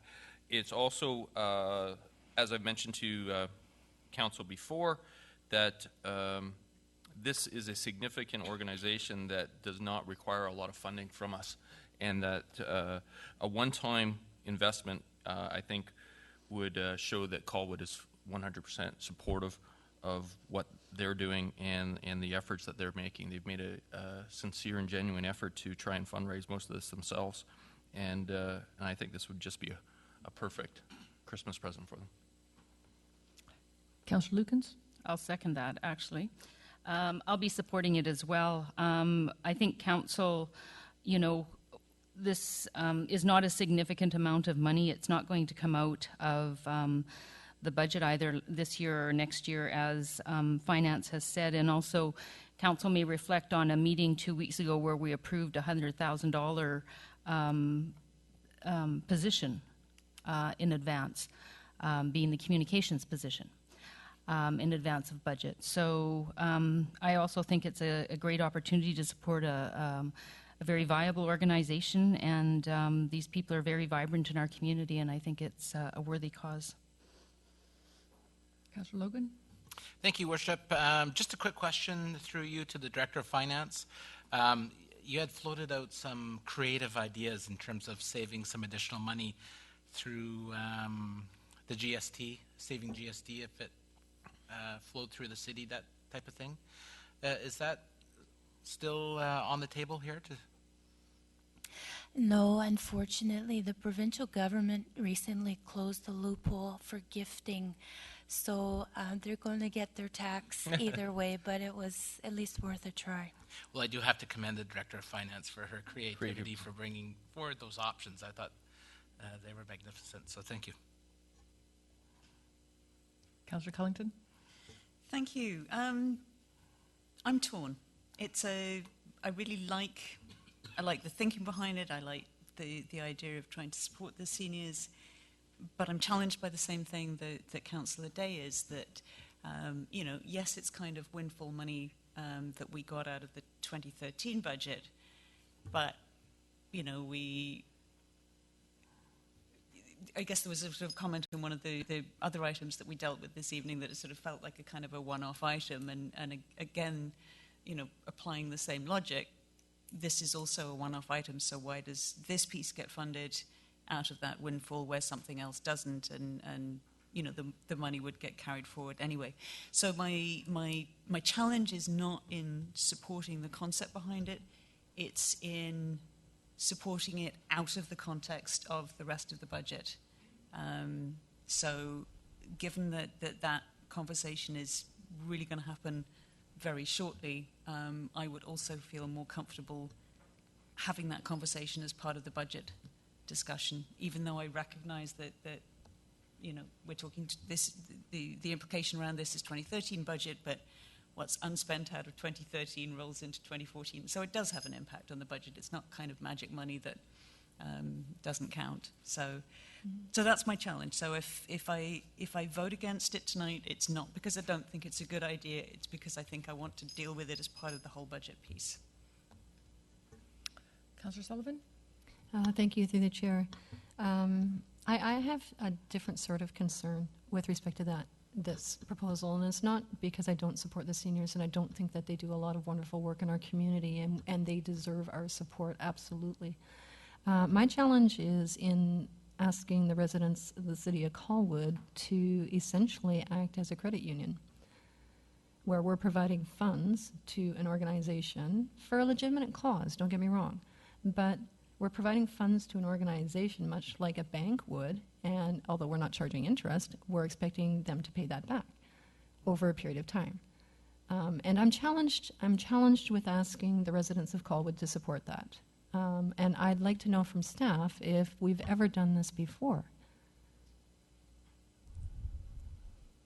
Well, I think that we could probably look at Cockrell House as being the most recent, where council elected to give $50,000 toward the ongoing operating and maintenance costs of the Cockrell House for veterans. Through the chair. Thank you, through the chair. We're not asking Cockrell House to actually pay that money back, and we treated it much like a grant that we did. We just approved a lot of different grants for partner organizations. Back here either. Pardon me? We're not asking for it back here. I thought we were asking them to pay it back over a period of time. No, they can't ask for anything more for partners. We're saying that they can't come back and ask for any more grants. Oh, I see. So they can't apply to the city for a 5-year period. Right. Gotcha. Okay, thank you. My mistake. Councillor Bay? Thought I was missing something. Thank you. And I just would like to, I would really like to consider it in light of the whole budget, and not that I don't think it's a worthy proposal. I would like to consider it in looking at the whole package, because it's no different than any other monies that we have that are carried over from year to year, whether we use the snow removal budget or not. So I would like to move that we refer it to committee of the whole. Second. All those in favor? Opposed? Okay. So Yes, that I'm, failed, and we'll go back. I'm knowing Rob's pain now. Yeah, that's right. We're going back to the original one. Welcome to my life. And as another comment, just to say that these folks are spending approximately $4,000 a year on the servicing of the old bus. Our 2014 budget does not meet legal approval until at least mid-May, when it's presented back to us. So, you know, it's a considerable delay in the scheme of things. I think we've put in some safeguards in here. We have, you know, thoughtfully looked at the opportunity to, you know, provide them with a much safer means and reliable means of transportation throughout the community.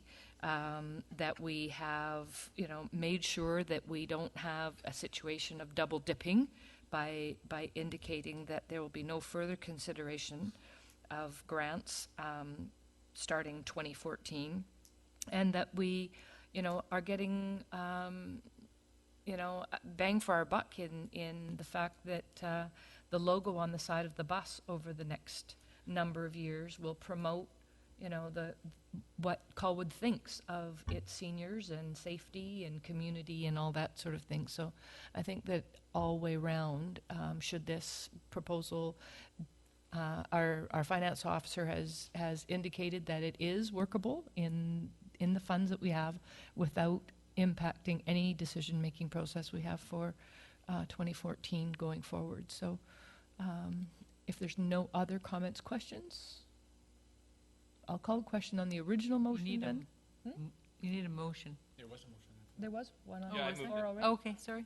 Yeah, it was already on the floor. My mistake. Yeah. It's my motion.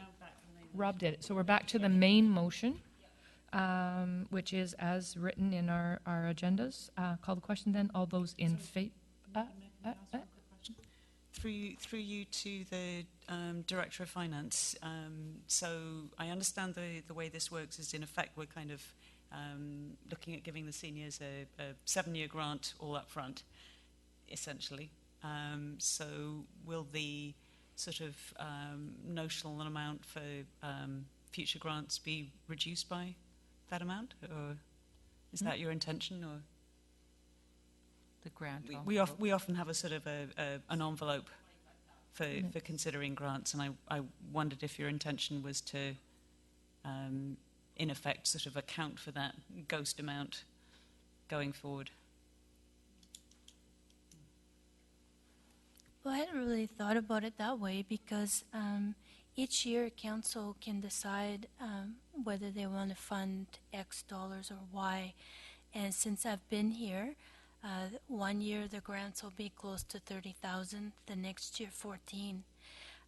What is currently scheduled in the budget is about 20,000, but council and as committee of the whole will be listening to for presentation this Wednesday's meeting, and I believe those requests are about $7,000 or $8,000. Okay, thank you. I would have preferred to have discussed it under the committee of the whole, but it is a good proposal. Yes. Call the question then. All those in favor?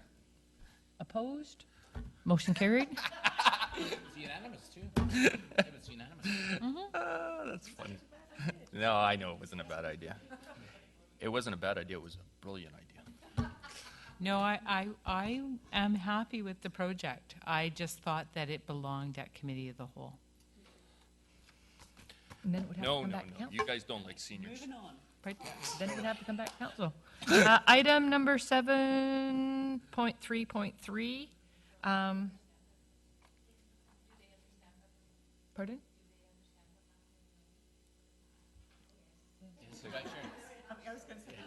Well, we didn't see him pop it up and. Oh, you're allowed to clap. Just No, they're not. We shall let you, in the spirit of Christmas.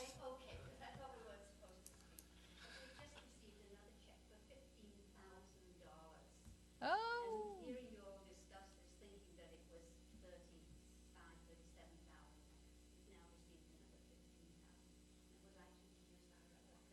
Oh, wonderful. Oh, so they won't need it.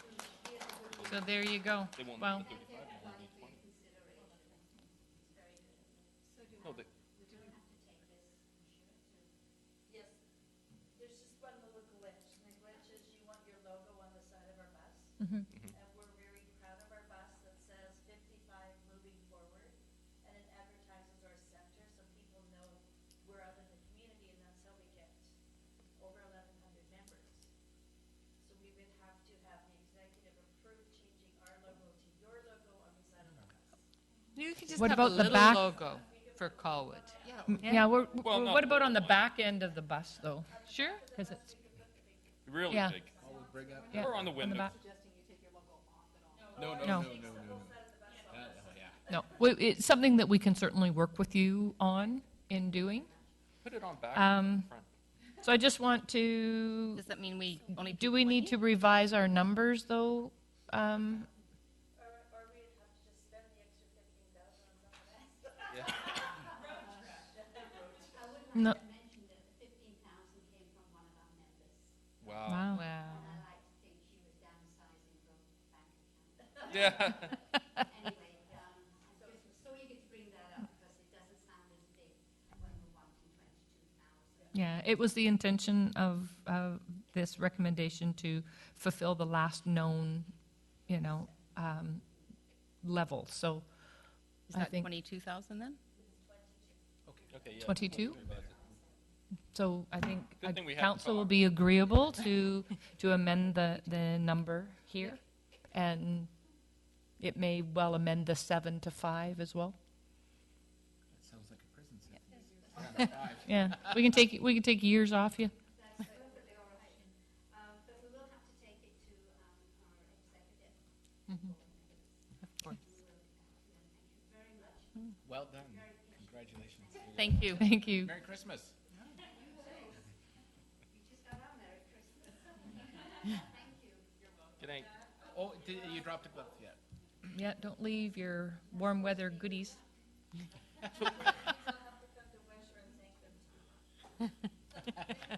Thank you. So do we need to revisit that motion now, Miss CAO? Yeah, let's do it properly. So let's do it properly and revisit that. So I'll move that we rescind the previous motion. Seconder, please. I'm not seconding it. All those in favor? Opposed? Motion carried. A new motion. And then I'll move the motion with the amount changed to $22,000 and with the 7 years reduced to 5. And the logo, yeah, it just says on the outside of the bus. So Yeah. we can work with them. Just thinking. How's that, folks? Seconder, please. Oh, I'm not going to second it. I would like to. I was going to suggest something a little different. Okay. But well. well, can I do that now? I don't want to get in trouble. Yeah. Could we instead of putting? I know it's nice to have a dollar amount, but if they continue to get funds in, that will continually lower. So could we just say that we're going to up to 22,000 and then, No. or we will fund the difference of what's owed? The outstanding balance. Like how do we address that over the next? Can we say outstanding balance not to exceed 22,000? Is that acceptable? If I can just tell you, the 22,000, if it's less, you have authority for 22,000. If it comes in and all they need is 11,000, that's okay. You had your necessary authority. Yeah, we're not. But that's fine. except for the fact that it needs to somehow say that, like, my concern is I don't want them to take the whole 22 because it's the van plus money. So it needs to say up to 22,000 for only the van. I just don't want them to be able to take the whole. Would it be 22 better, grand. Pat, to direct staff to make inquiries to the outstanding balance?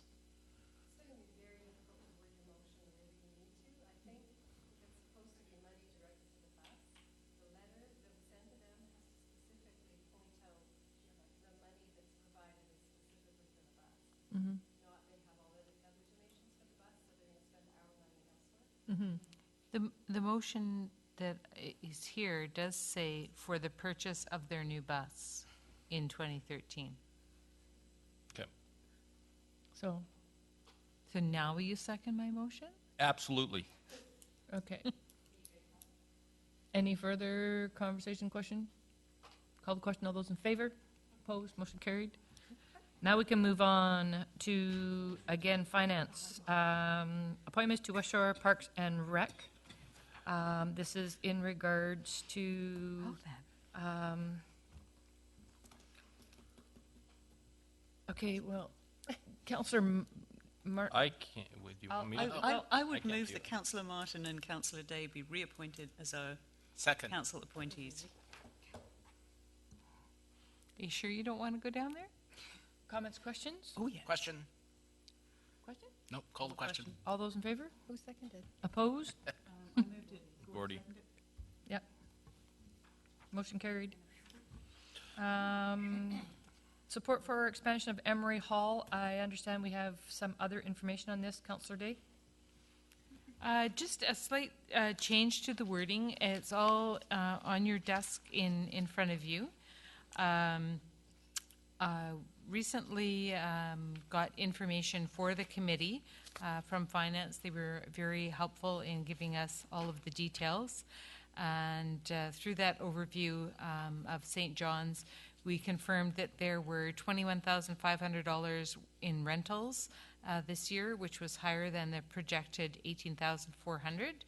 And that the church and hall to date have a surplus of $11,639 for 2013.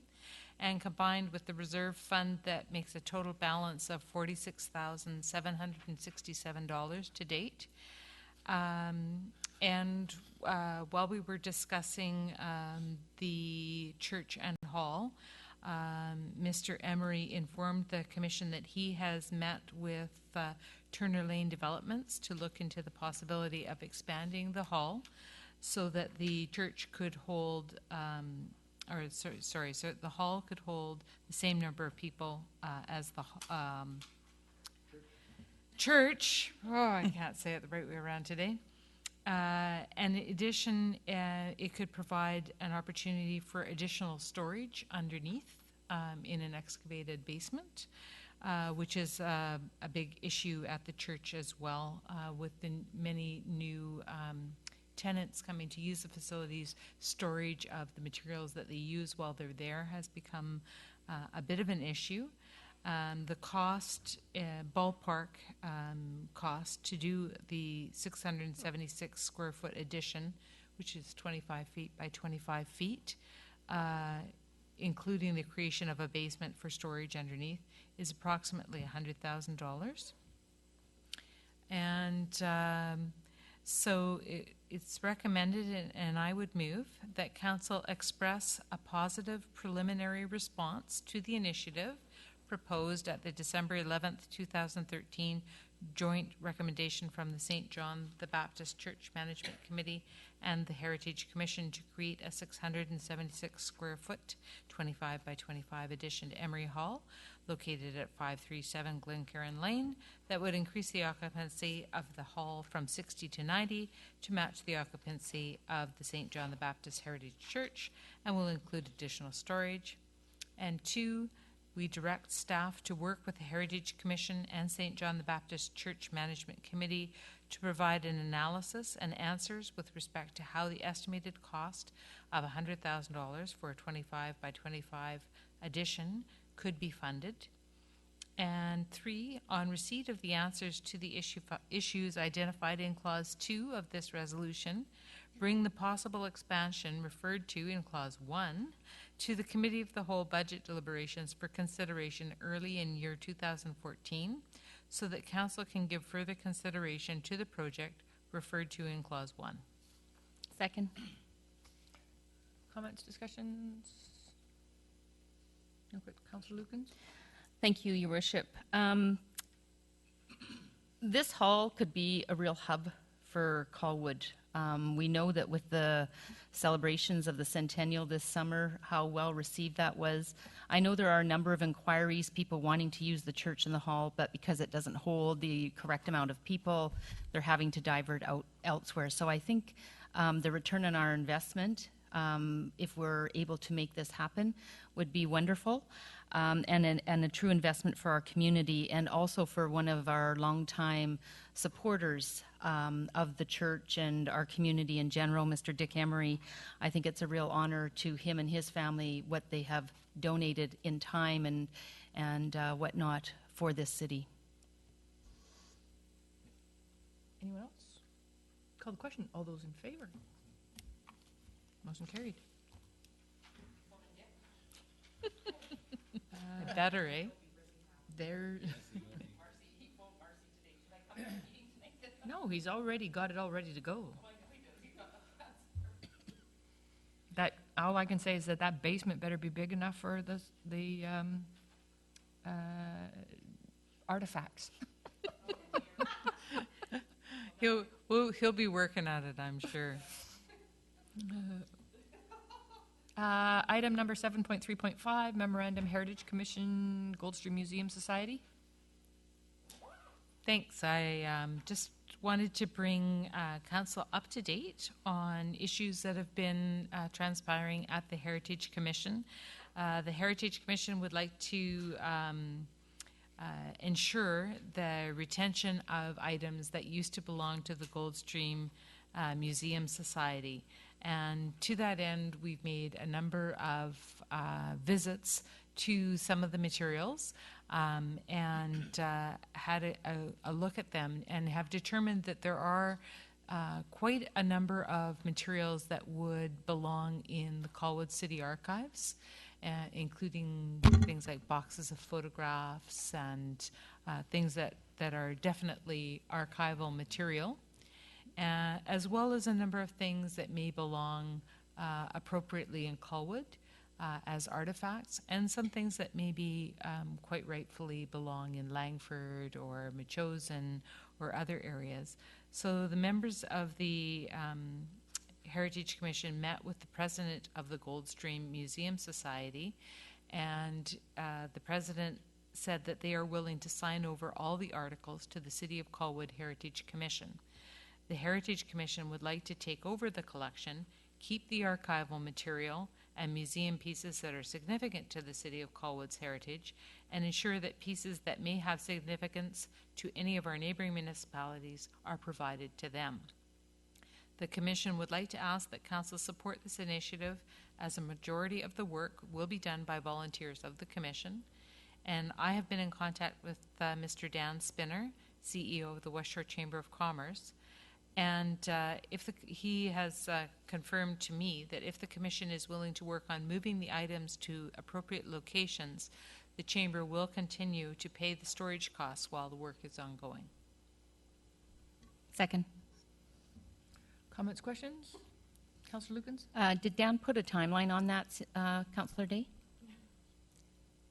He did not. It's pretty loose. But he told me that as long as we were making progress, he would be happy to continue. So I would assume that there will come a point where he'll give us some notice, but at this time he had no end date in mind.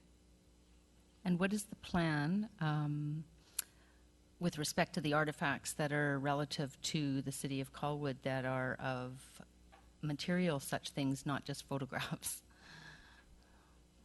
Yes, that is the difficult part to deal with. One option was potentially to get a storage container and put them in a heated, insulated storage container here at City Hall. Another option would be to continue a similar arrangement to what's being done now through the chamber, through a storage facility, a storage locker. I think the cost, I had them somewhere. I don't think it's a heated container, though, is it? I understand that it's not, yeah. I think theoretically it's supposed to be. I just think it's not very warm. Okay. There's several locations where the materials are. Some of them are still in a shed at the chamber outdoors, which is not heated. So we would have to make that decision when we determined how many objects there were and what would be the best option. I do know that Mr. Emery, who's very keen to get a museum space in Colwood, did look into the costs for a storage trailer and delivered, hooked up somewhere here on the City Hall site that's appropriate. Costs were about $33,000. So I guess that's a doable option if that's the best that we can come up with. Any other conversation? Call the question. All those in favor? Opposed? Motion carried.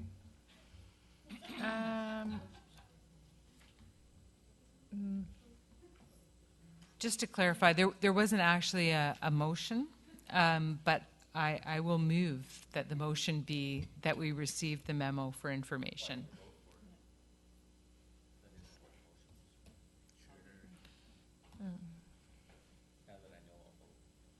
There you go.